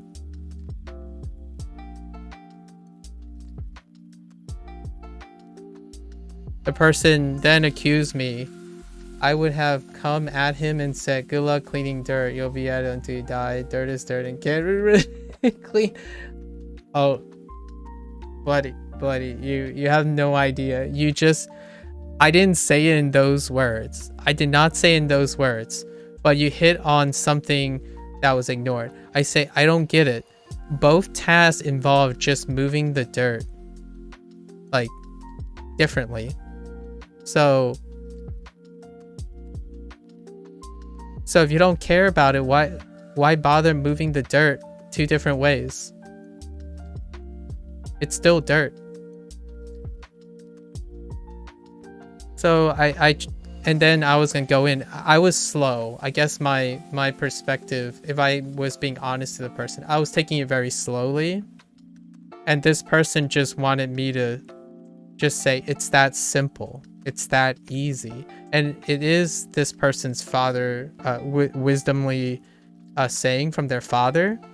I don't know if their father's alive or they're still there. They must really admire their father. So I might have accidentally insulted. They might have taken it personally, and I might be like trying to rephrase whatever their father was saying. So there are a lot of things that I probably was unaware that I might have touched, but it was weird because it went from a pretty interesting discussion between presumably open-minded people, and then suddenly it was like, hey, you know what, can you just, I love discussions, but can you pause for 5 seconds and actually use your brain to think about what I just said? Because it's that easy. It's that easy to understand. And then they said goodbye, and I'm like, okay, well, good luck. You love discussion so much you don't bother staying around having it. I had so much qualms, but I'm going to talk about this tomorrow with my friend and talk about it again the next week, the next day, for the rest of my life, probably. I mean, tell you one way might be, but it's not wrong in whatever. Yeah, that was where I was getting at. That was what I was getting at. I got stuck on, what does morality mean to other people? The framework is that I understand that they're avoiding certain things. That's great. And I wanted to know what were the conditions that make it applicable. So I went through the first thing. The obvious thing was, does it have to be easier? And the answer was yes. The shortcut has to be easier. The cutting corners has to be easier. I'm like, okay, all right. The easiest thing is not to do anything. And then they said, well, you have to clean the dirt. Okay. I can't tell if sweeping the thing under the rug is easier than getting a cleaner to clean the rug, or like to move the dirt. I don't know how people determine that. Ease and difficulty is like morality, wrong and right. It's in the eye of the beholder. So I wanted to get a more comprehensive take on it. So then I asked them, well, I didn't get a chance. I was going to go into, how do you determine if what you do, if everything you do right, is based on taking the easier route as the wrong route. I was going to tell them that I have a different opinion about that. I take the efficient route, and typically the efficient route to me is the easier route. It liberates time for me to maximize the same goals in achieving doing something else. So while, buddy, I respect that you would go, you have the satisfaction of doing something instead of using an exploit, I will use the exploit to push my upper limit. I will be better than the people who are exploiting. I will use that tool to strive even beyond them. It's all relative. So does that give me I mean, I'm gonna be honest, it doesn't give me satisfaction either way, but it's just a relative scale. So science, for example, science professionally, let's just talk about like decision making in science. I'm gonna choose to reinvent the wheel because it's harder, or I work and improve on someone else's approach in order to achieve something faster. And it's probably easier because it's building on something that someone else has built. It's a fallacy to want to constantly reinvent the wheel because it will give you the assurance and the satisfaction of doing it yourself. This is my personal opinion, but it is a valid opinion against this other person. But this other person instead accused me of not understanding or making it difficult for them to defend their stance when I clearly just want them to clarify because I don't agree with it. Apparently my brain was hurting as well. The person ended up attacking me as a person as opposed to continuing to discuss about it. I mean, my feelings weren't hurt or anything. Hopefully that person's feeling won't hurt. I mean, ideally, it would be nice. It would be nice to know that they've already forgotten about me because I'm only a blip in their momentous life or something like that. This is after I spent my initial investment. Too much trust. Too much trust. I'll do it all over again, though. I'll do it all over again. For conversation.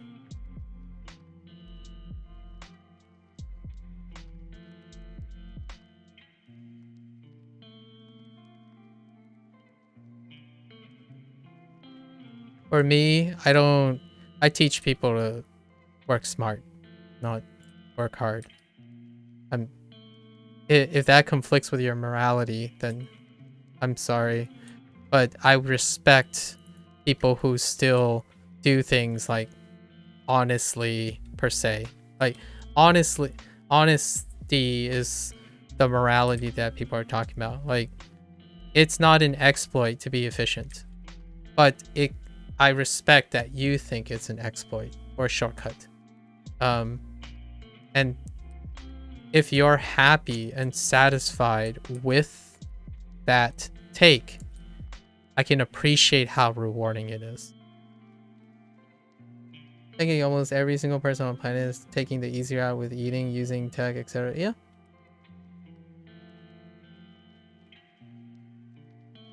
You know what they did?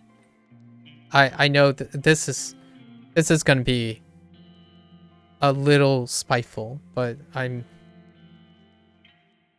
am guilty after saying this. I am being spiteful in this situation. That person literally cut a corner by leaving.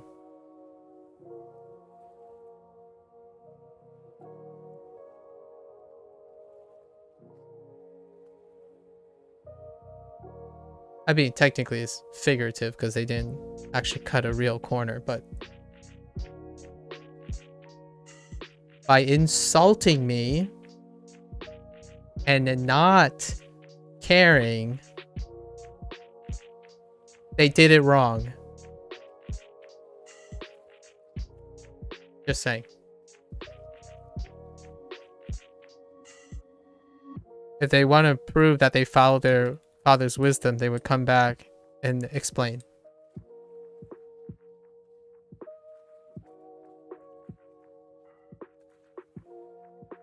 In conversation, I don't cut corners, I guess. I take the hard road. I do not cut corners when it comes to communication skills. I will take the hardest road possible if it means reaching a mutual understanding.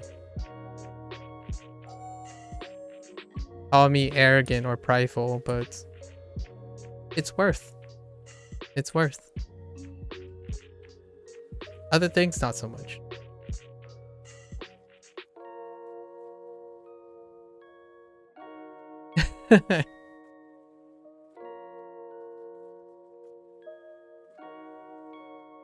It's my fallacy that I placed too much if I am the one that's hurt, right?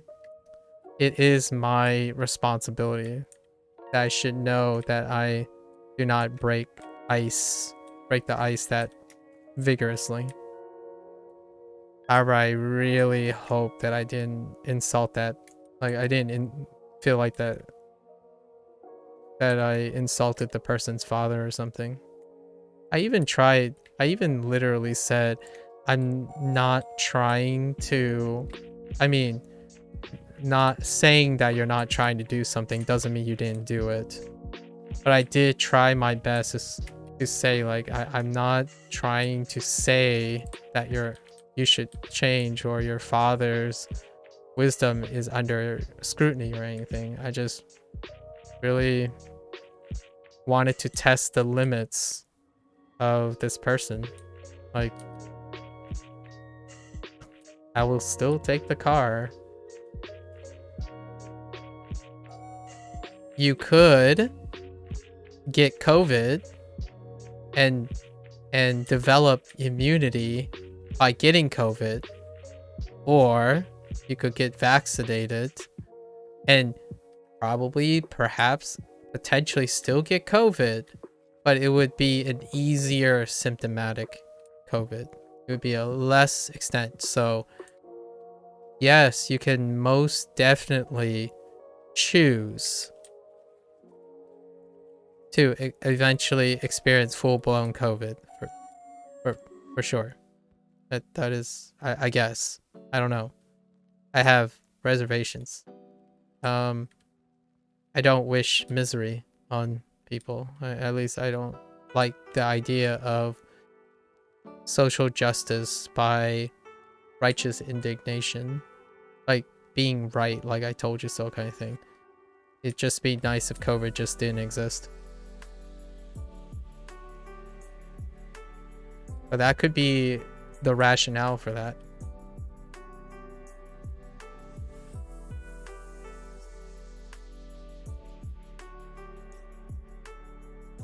Here's a Neverwinter related thing. You could, Bloody, you could buy 3 mythic mounts just to prove that you individually bought those mounts. Or you can buy an account-wide mythic mount.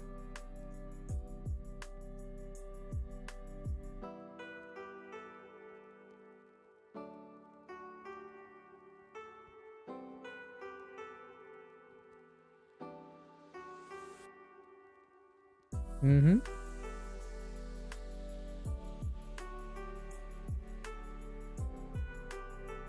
One has pride and satisfaction. The other one, less work.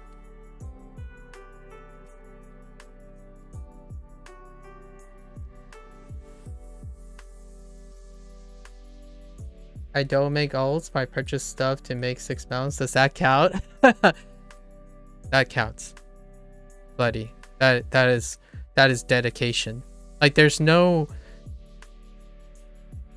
The thing is, it doesn't take away from me understanding your motivations to do so. I just want to know why. That's impressive. It's kind of like watching a speedrunner, right? Like, someone speedrun something. It's like, I can't do that. Like, I still can appreciate why they want to do it. I wouldn't. But it's amazing that they can. But you know, Bloody, I'm telling you, if you made an alt and you bought those 6 mythics again, oof, that's something I cannot do. That's impressive.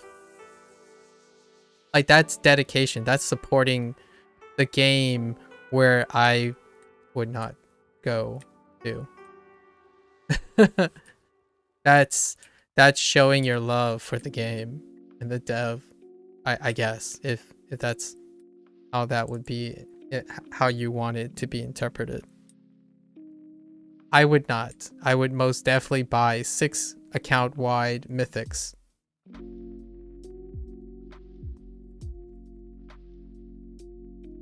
Because I play multiple tunes. It's a big because I would have to purchase it 3 times over. I would purchase it 3 times over. I can't do it either. I'm like a freaking squirrel in season. That's fair. That's fair. That's understandable. I understand. Dude, pat racking. Listen here. I did this earlier. Check this out. Oh no, I'm on the wrong character.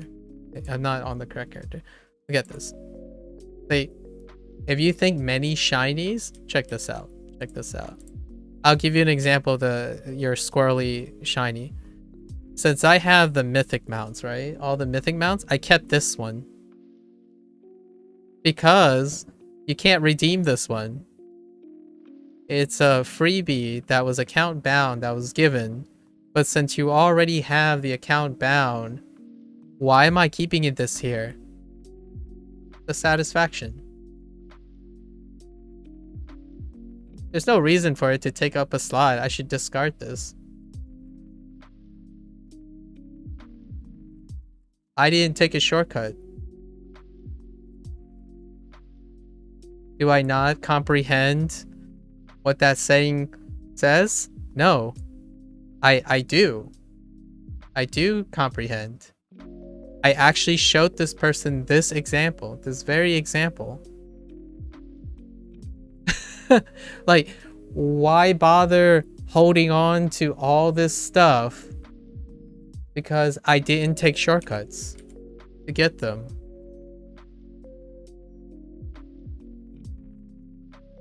I didn't take shortcuts. But I want you to take shortcuts to have the opportunity to be where I am. I'm not a father, obviously. But I want to provide the shortcuts so that they can use the shortcuts to supersede me. I want all the shortcuts provided to anyone who succeeds me so that they can go beyond the shortcuts. Does winning a contest count as a shortcut? Oh, snap. Yes, it does. It's low effort. At least that's what the person made me think they're inferring. You have to give all that winnings away, dude.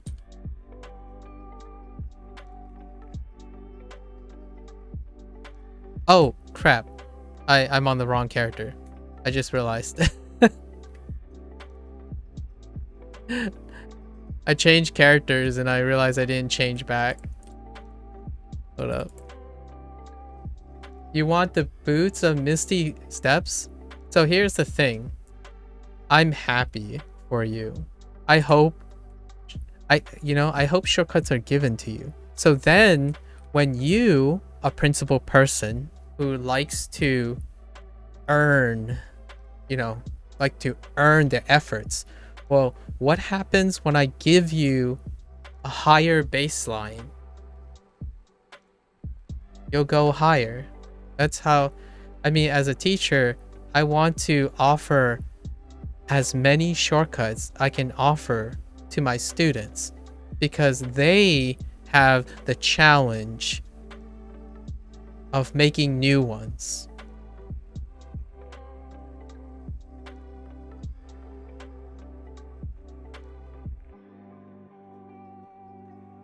If that sounds like it's wrong, then I guess I'm just an immoral, wrong person.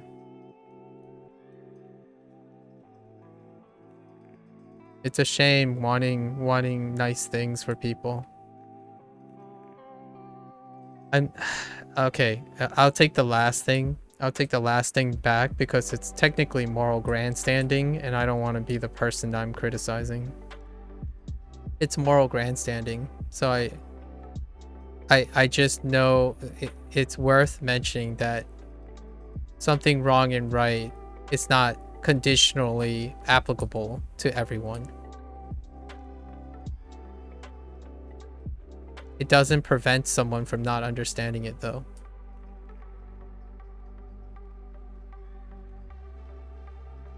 The person did get something correct that I would admit to. I'm reeling in something. I was reeling in my opinion about it.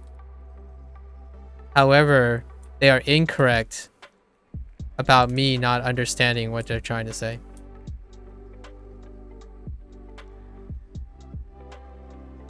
And it's kind of my fault, I guess. It took me too long to get to the point. I didn't read the room, I guess. I didn't read the conversation well enough. I should have thrown the punchline a lot earlier.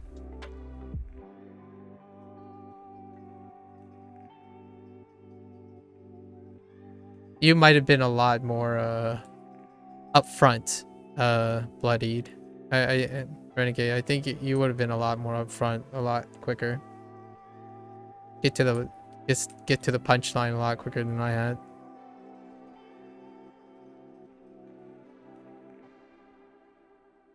I feel that my love for discussion made it worse. Beck wrong and right is only perspective. People are the ones who say what's what, so it's all no. That was the thing I was reeling in. That definitely was the thing I was reeling in. I wasn't trying to say it in those words though.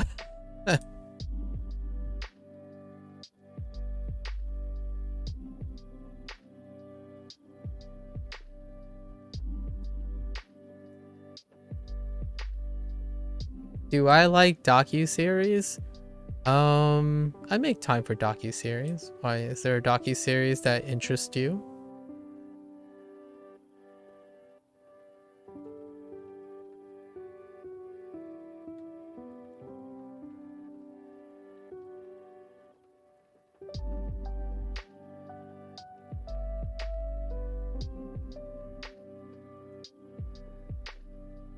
Share. Have you seen the new one on Hulu about? I have not. About alien tech? A docu-series about alien tech? Is this like a theoretical alien tech or more of a what could be hypothetical. Give me more. Give me more. Bloody, give me more.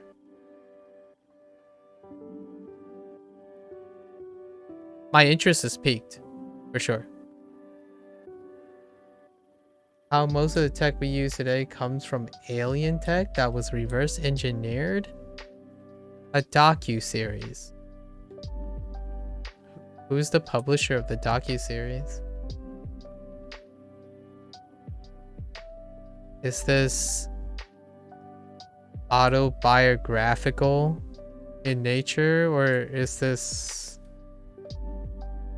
validating a potential conspiracy theory? History Channel. Oh, interesting. Can you tell me the framework of this?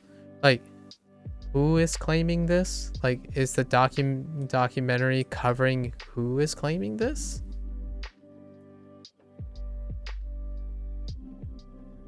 Where the heck is... I guess I should go back for... Go back.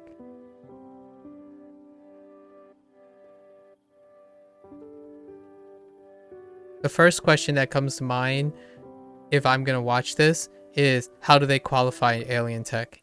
Like, just like how I approach that saying about morality with shortcuts. The first thing that pops to mind is I'm curious how they qualify alien tech.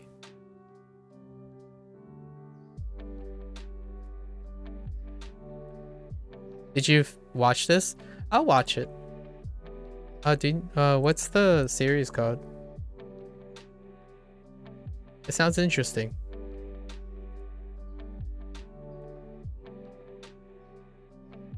Call me interested. It shows multiple value coming forward from workers to military personnel. All right.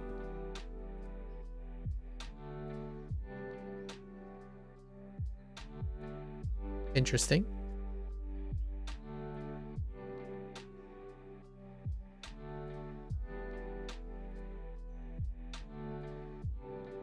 Is there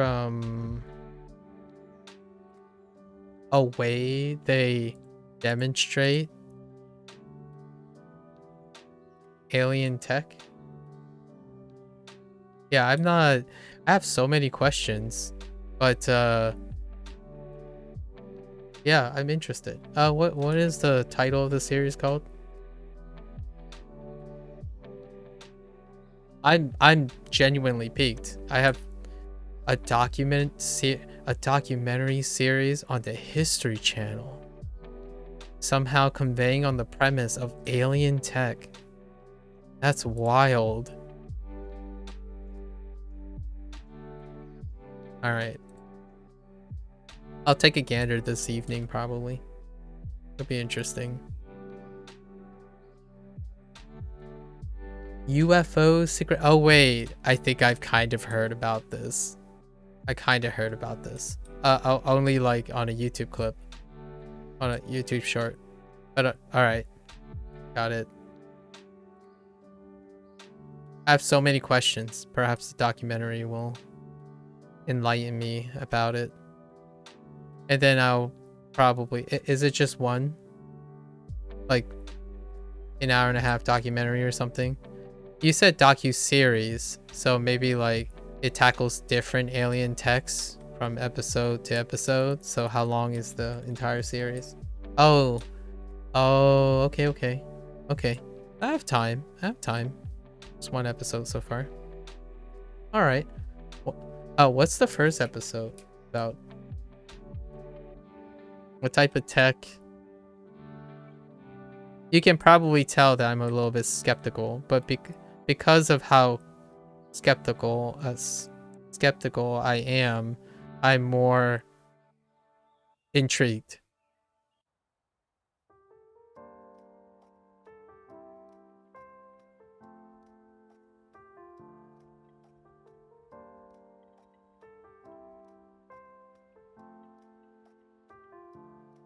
I'm probably gonna, if I had to guess, the probability of my comments about the series I'm probably gonna leave with more questions than I have answers. However, it might just make it all the more interesting.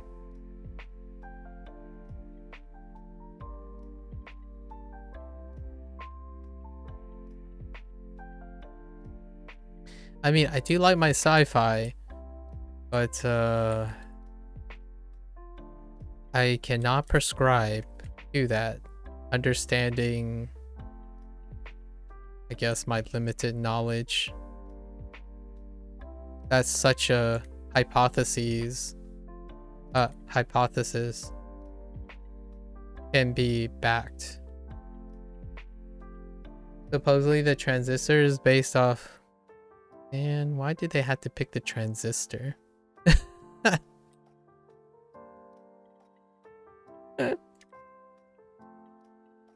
I guess if you were expecting something that kind of looks alienish on a from hindsight, transistor would be a great place to start.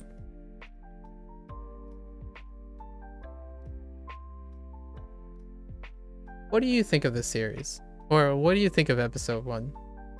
I don't think you can spoil documentaries. I'm not one that has any emotional attachment generally to spoilers. So you think it's really good? Now, really good in can you elaborate on how it's good? Like what resonates? Like what sticks out to you? Are there qualities that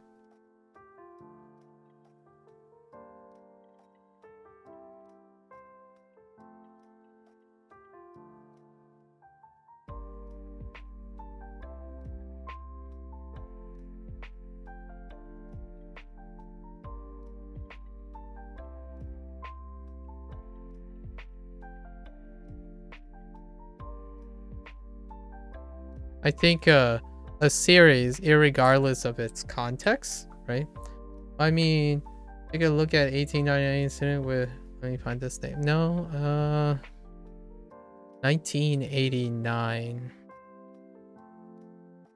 Hold up. 1980. In 1989. 3 Mile Island? I'm not exactly sure what happened in 1989. 2 years I was born. Clinton?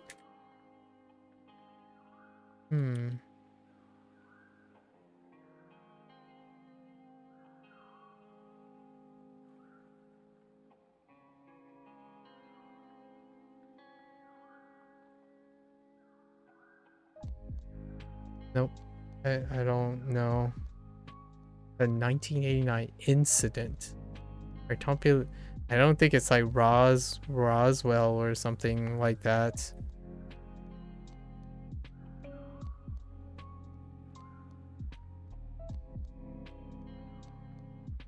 I'm not familiar with that.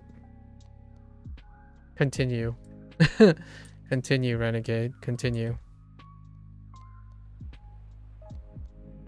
I'm not familiar with what that is.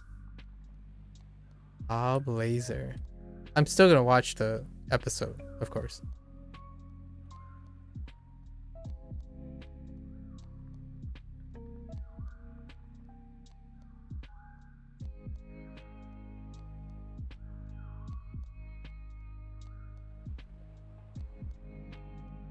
That was an invisible wall. I thought I could jump out of it. When he came out saying he worked in a top secret gun and tried talking about element 15.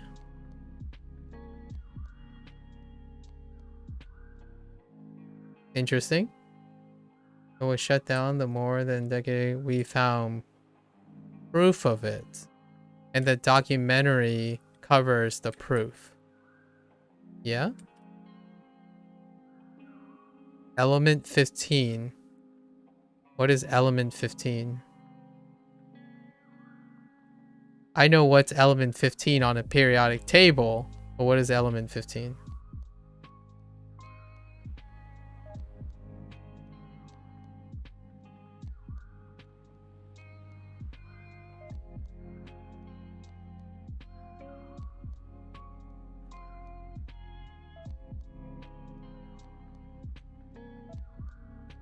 Because element 15 on periodic table probably predates 1989. Unobtainium? Oh no. Okay. So how does one prove unobtainium? 115? That sounds more reasonable. 115 would be going into an unstable elements. Elements that have very rapid decay and turnover. Is unobtainium radioactive or something? Or maybe it's a... I'm not a physicist, so I can't really go beyond just saying it's a very transient element. And I guess somehow they proved that it existed for a fleeting moment when maybe a fusion reaction happened. Like they promoted a fusion reaction that momentarily supported the existence of a particle that they have named unobtainium, or an element named unobtainium briefly before it decays again. I have to rewatch. There was a ton of input. That's fair.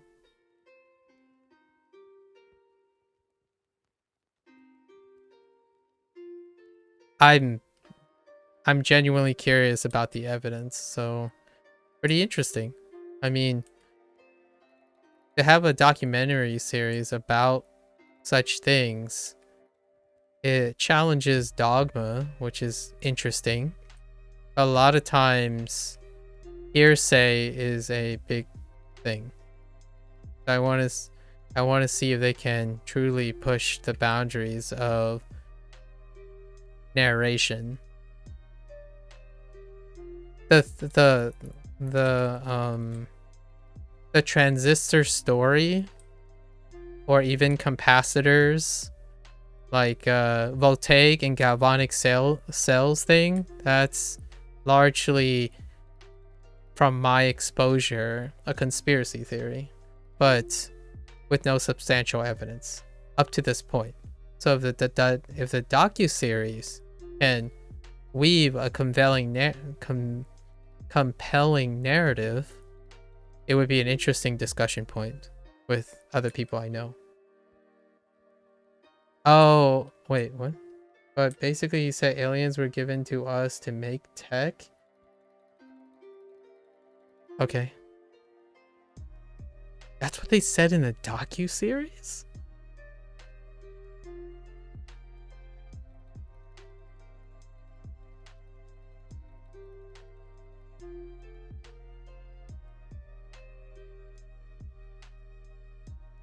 I'm really intrigued.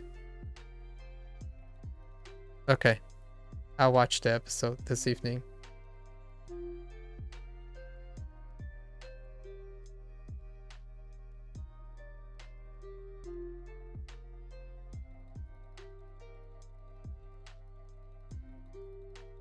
Yeah. Call me interested. I don't want to give you the false impression, but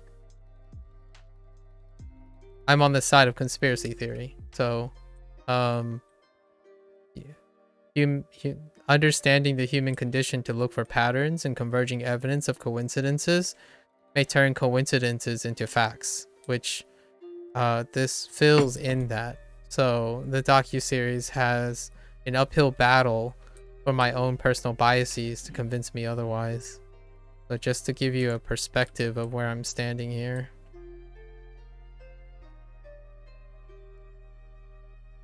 Proving something is a lot more difficult than proving it's not true, or like the otherwise. It is generally an uphill battle to prove a point than to be discredited for the point. And that goes with the theories and laws and scientific understanding that we've had. Proving a point is it's generally exponentially more difficult. So this is not unique to things we accept as dogma now, right? So I'm stating something that's probably fairly obvious, that this person who's claiming this and this document series is claiming this stuff, they have an uphill battle. Anything can, so many things can refute the proof than producing the proof. And as someone who spent so much time in a laboratory trying to convince themselves that their finding was worth publishing for 7 years, it's difficult. Sometimes I can't even convince myself. Honestly, I still can't convince myself to this day. So then you're releasing, like, I'm trying to put it into a perspective. You're releasing a document series that's a bold statement. And now I'm really piqued at how they present it.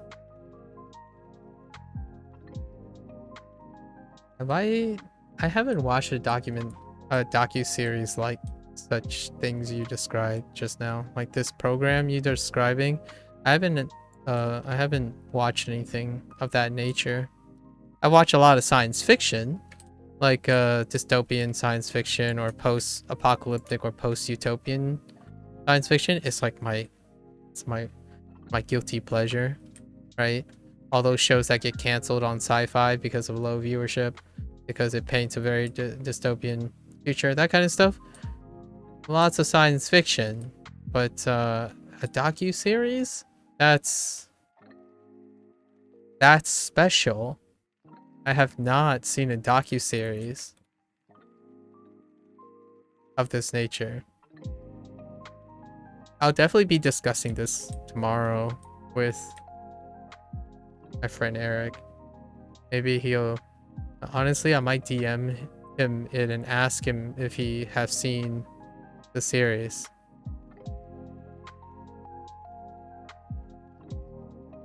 As a writer, as someone who need to form a compelling argument from my education,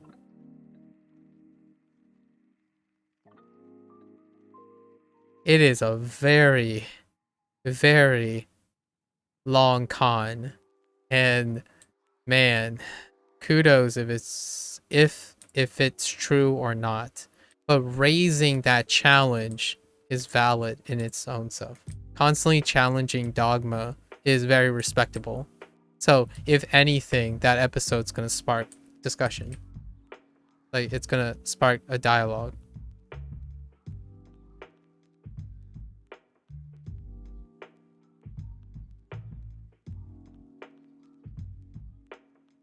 Oh, I know. Wait. I thought I had an example. The closest thing I had an example to is government cover-ups, right?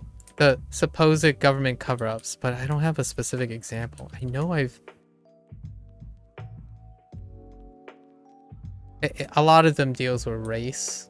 So that I've seen docu-series that deal with the true intent, like propaganda and whatnot. That type of stuff, I've seen quite a few documentaries. Not a series, but they're just like one-off movies about it.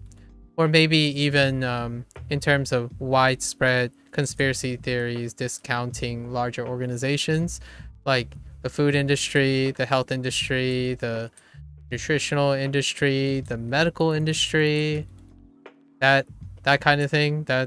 That's I've seen a lot of those. But alien tech, that's provocative. I don't know why I say it that way, but it's very provocative. I want to know what's in that episode. Thanks for the share. I'll let you know. I have to give you a disclaimer though. I'm very reserved about these things. I'm very reserved about my comments about these things. In the long run,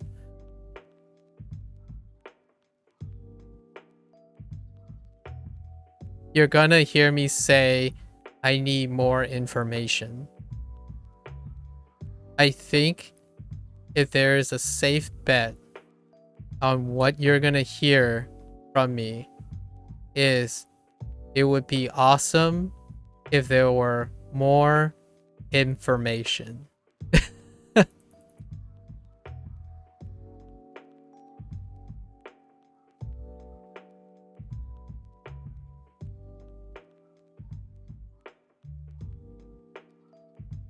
So Bob Laser about unobtainium. Guys, I literally never watched stuff like this. So far, it piqued my interest. Was interesting in itself. That's fair. That's great. That sounds amazing. I haven't had anyone share something like that for a while, so I'm piqued. That sounded really weird. Yeah, my interest is piqued. For sure. Like, okay, here's I do have something like that. And this is gonna trigger someone that may potentially at me for this. I watched a docu-series on the proponents and discussions and converging evidence on a flat earth.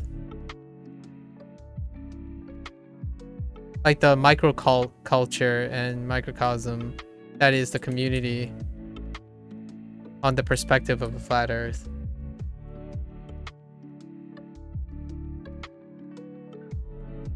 It was very intriguing to get the understanding, like to get the perspective of the stuff. Here's another hot take. In my college, right, where I got my degree, as a way to reach out, as a way to get a perspective shift, right? A way to try to empathize and see the compelling arguments. We had a seminar speaker who was a creationist to explain how Darwin's observations, most of Darwin's observations and our current modern observations of carbon dating and phylogenetic analyses fit and supports creationism. It was very, my colleagues were not as enamored, but I thought it was very compelling. The person was extremely well spoken, spoke with great poise and conciseness. In fact, that person spoke really well. I think their seminars about Darwin, like Darwinian theory of evolution, could be bolstered by having such a well-spoken seminar speaker. And yeah, it still leaves an impression on me today. He started with the chart, the chart of evolution where you had like the Neanderthal lead up to modern man, and then he used that chart to bullet point all the evidence in each of those stages in that diagram, right? The evidence that we use to support Darwinian evolution. And then he flipped the perspective, use what is given to fit into the narrative of creationism. It was extremely compelling.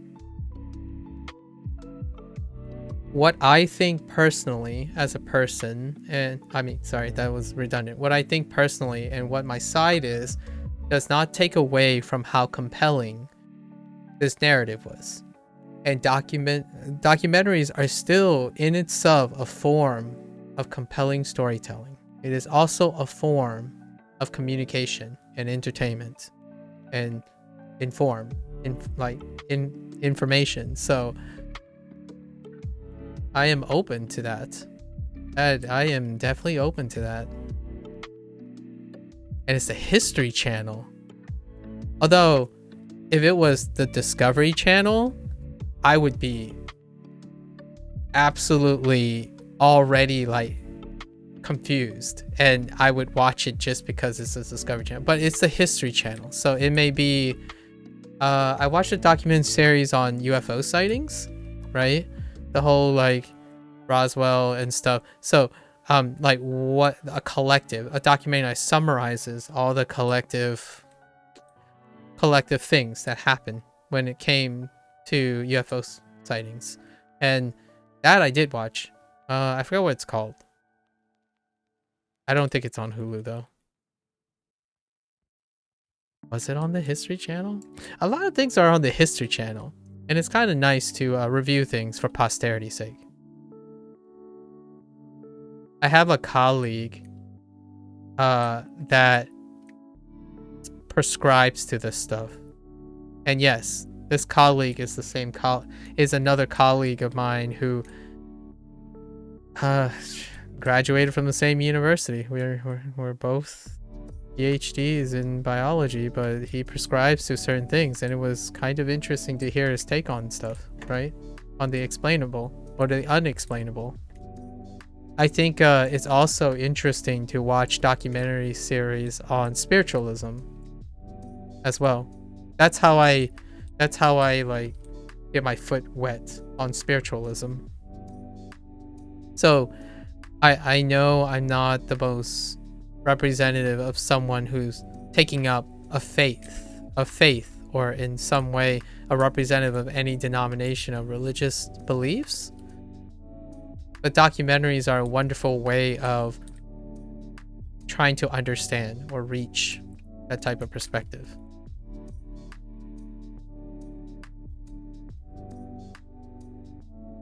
Even finding the historical context is interesting. Alien tech. I'm not sure if I can... It's a tough sell if we are like, it's Star Trek. So I will try my best.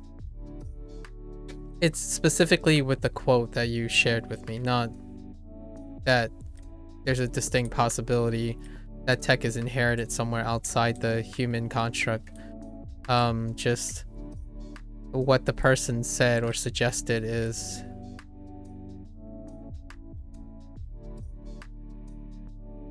I don't know how you would go about proving that.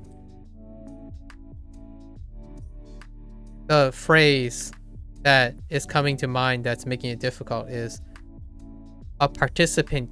It's very difficult for a participant to prove by observing themselves. Like, if they are the active participant in the thing they're observing, it's very difficult to prove. In fact, I'm not entirely sure if someone from any field could give me a great example where it was a verifiable evidence to prove certain things in which we participate in. I mean, without like a surrogate for it, like a, I don't know, different subject, a different perspective in order to evaluate it. That the idea that there's an alien race that tasked us or like was planted this technology to manufacture that technology is difficult. And if that's what that person believes, then perhaps that person is very... I just want to know how they got to that conclusion. They probably approached it with some converging evidence and then indirectly inferred it.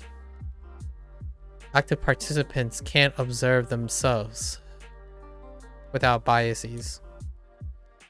I watched one not too long about the massive one in Michigan. Can't remember what I saw though. Maybe Netflix. It sounds like the Netflix one.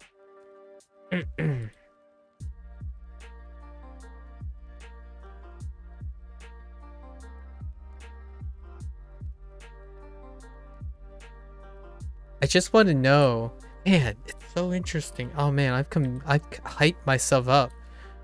Oh, please don't be a letdown. Please don't be a cop-out.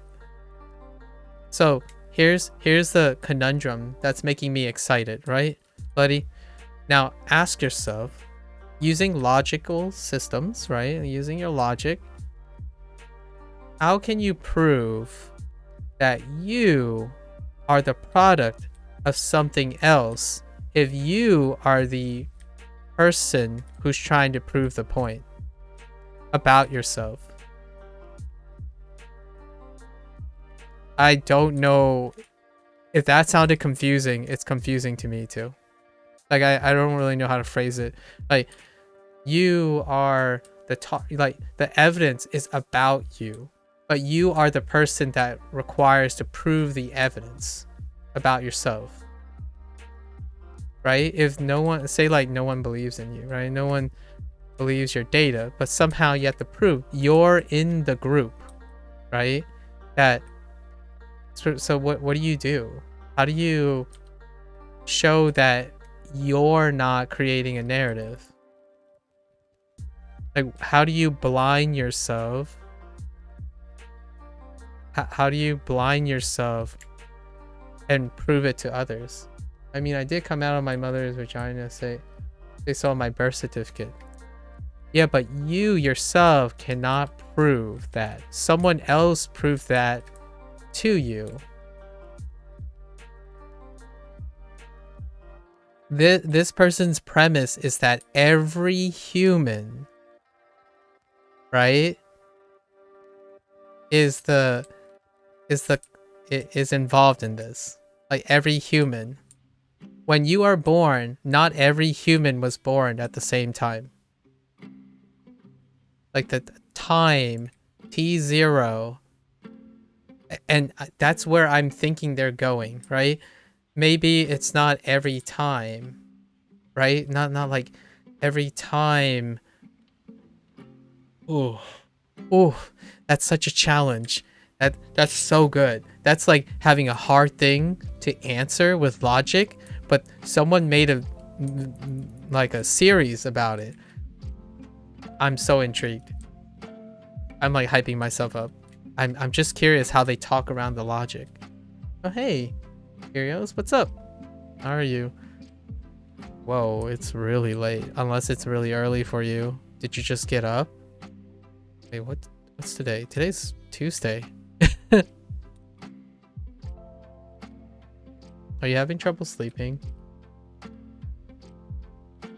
In before Curio says, I have to go to work in 2 hours. So I'm just not gonna sleep. Oh, you're doing really well? Oh, that's good to hear. I'm doing alright. Today was a mixed day. We kind of had some interesting life experiences. I mean, it's nothing emotionally damaging, or you're just not sleeping today? Okay. I got the impression that you work very soon. Yeah. I'm aware of what time, yeah. But isn't it like in an hour and a half? 6:30? Something like that? You mentioned most of this before.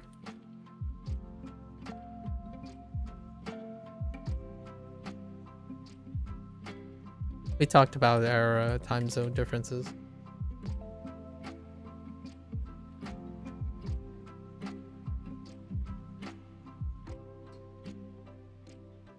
It is something that I do find myself doing a lot. I had a discussion earlier today that will probably stay in my memory until my death, probably.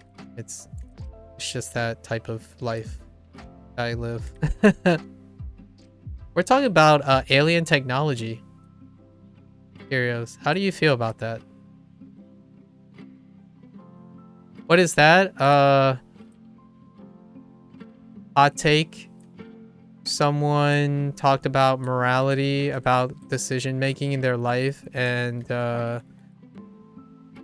they said I was too slow to understand, and then left. Does that capture most of it? Yes, that captures most of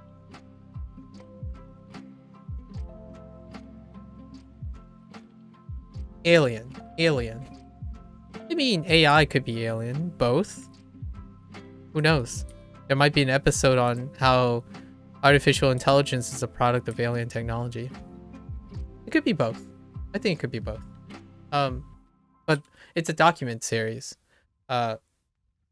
for it. So I'm actually quite excited to watch it.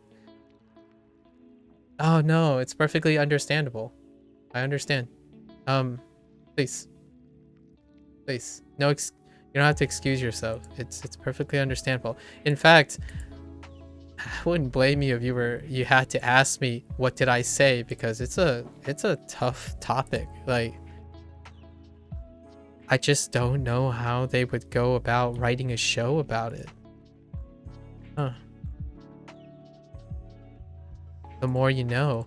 And now I'm gonna go through this deep rabbit hole of who the writers are and their like affiliation and all that, and the publishing company. Like, I just want to know. I have so many questions.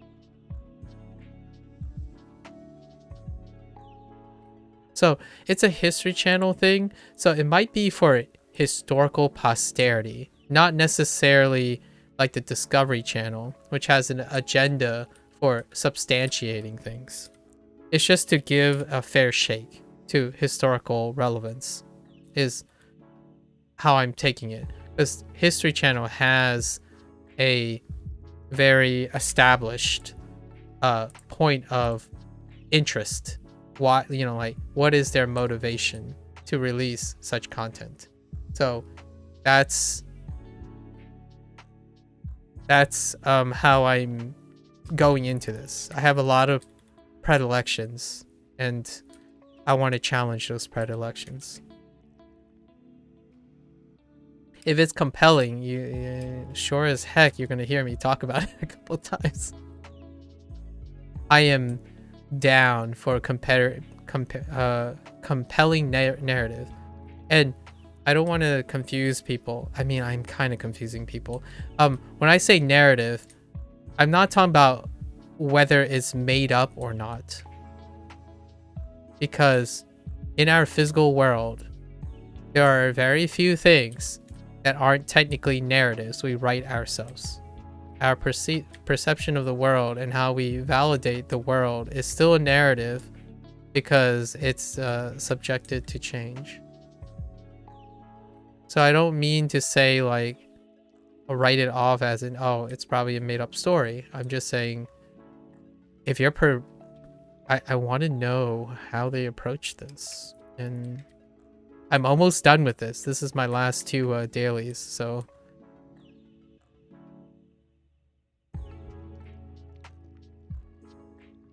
I don't have a Hulu subscription, but I'll think about it.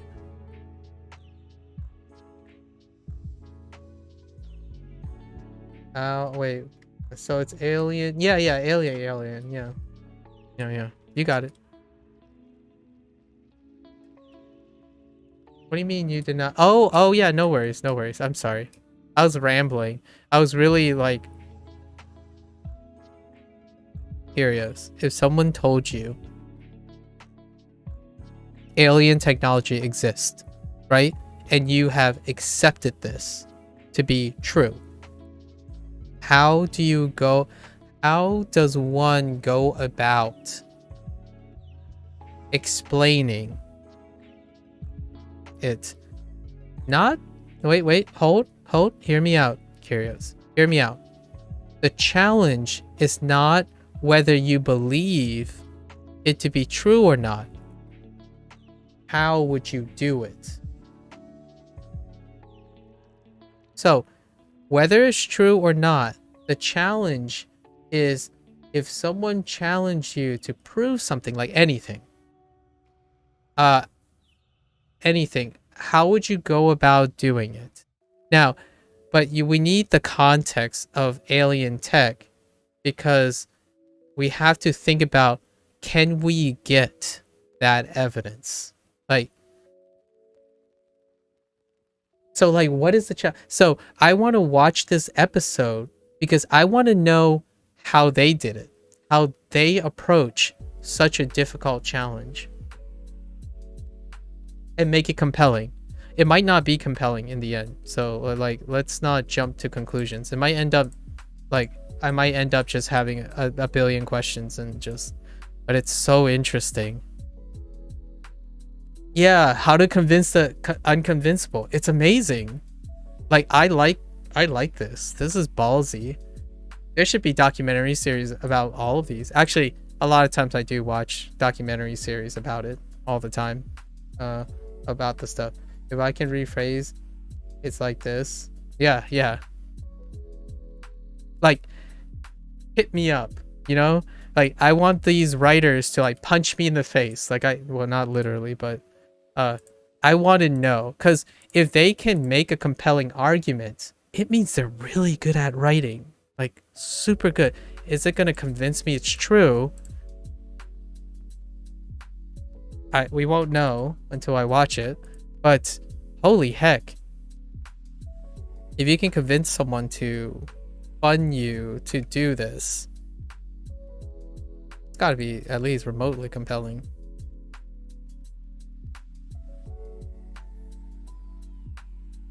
I thought it was History Channel, but just rechecked and I don't think it was. Oh, it's not? Also went for his, as well as Natural Day. I don't know. Oh, so okay. Oh no, that changes. Renegade, that changes things. You like now I'm like really suspicious. You changed that mattered. Wait, UFO. Hold up. UFO, alien, tech. There's a process. Hold up. Oh, it's UFO Chronicles. Alien. Wait. Is this correct? Wait. Is it UFO Secret and Technology? Secret Alien Technology? No, this is a movie. This must not be it. I'm not getting this properly. It's on Hulu, right? What if I type in Hulu?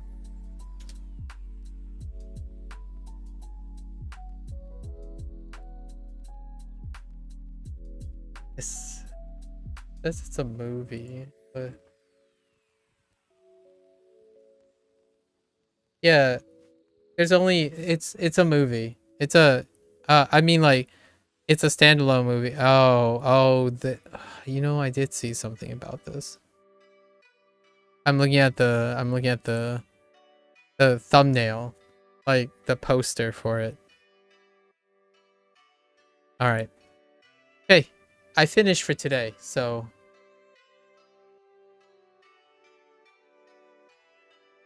it's a 3 out of 10 for week 7. You do the same thing, you get 1 extra weekly, so it's not a 2. It's a 3. It's faster.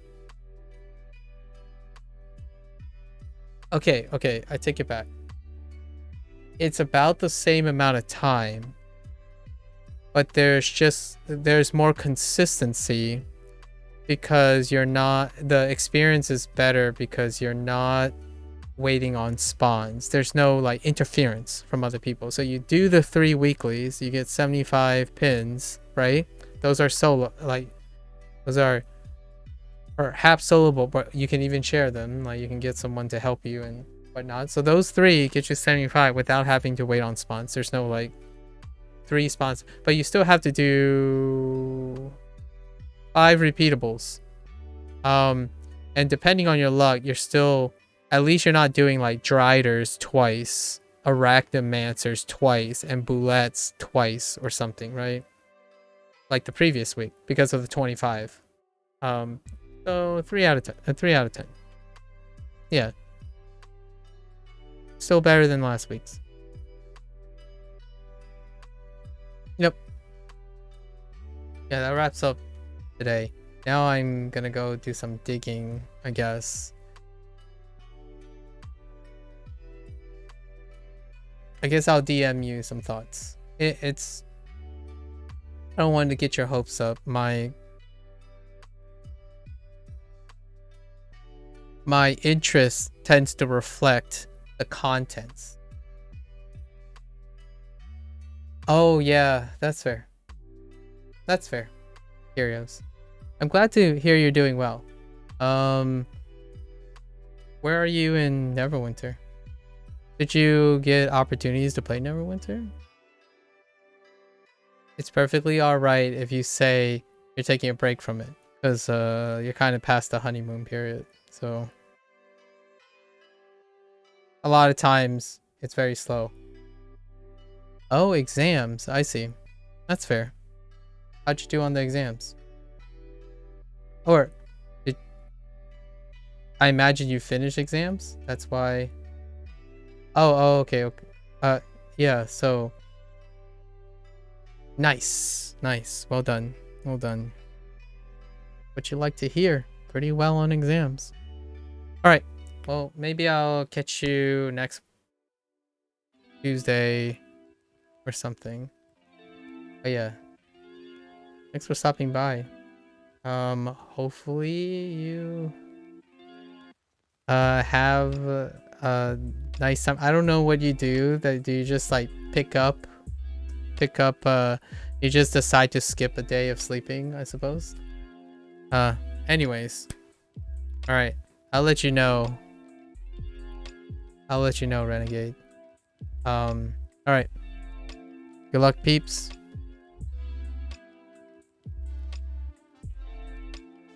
Are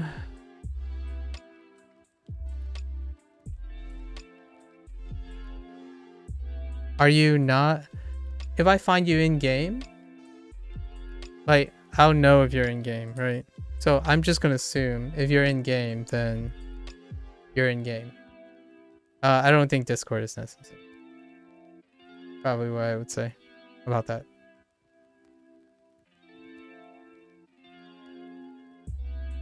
All right. Well, that ends. What is this? That ends week 7. Pretty all right. Run of the mill. Yeah. And I'll see you guys. I'll see you Neverwintery people next Tuesday. All right. Take care. Stay safe. Stay healthy. Good luck with everything. Have deep discussions. All right. Take care. Bye.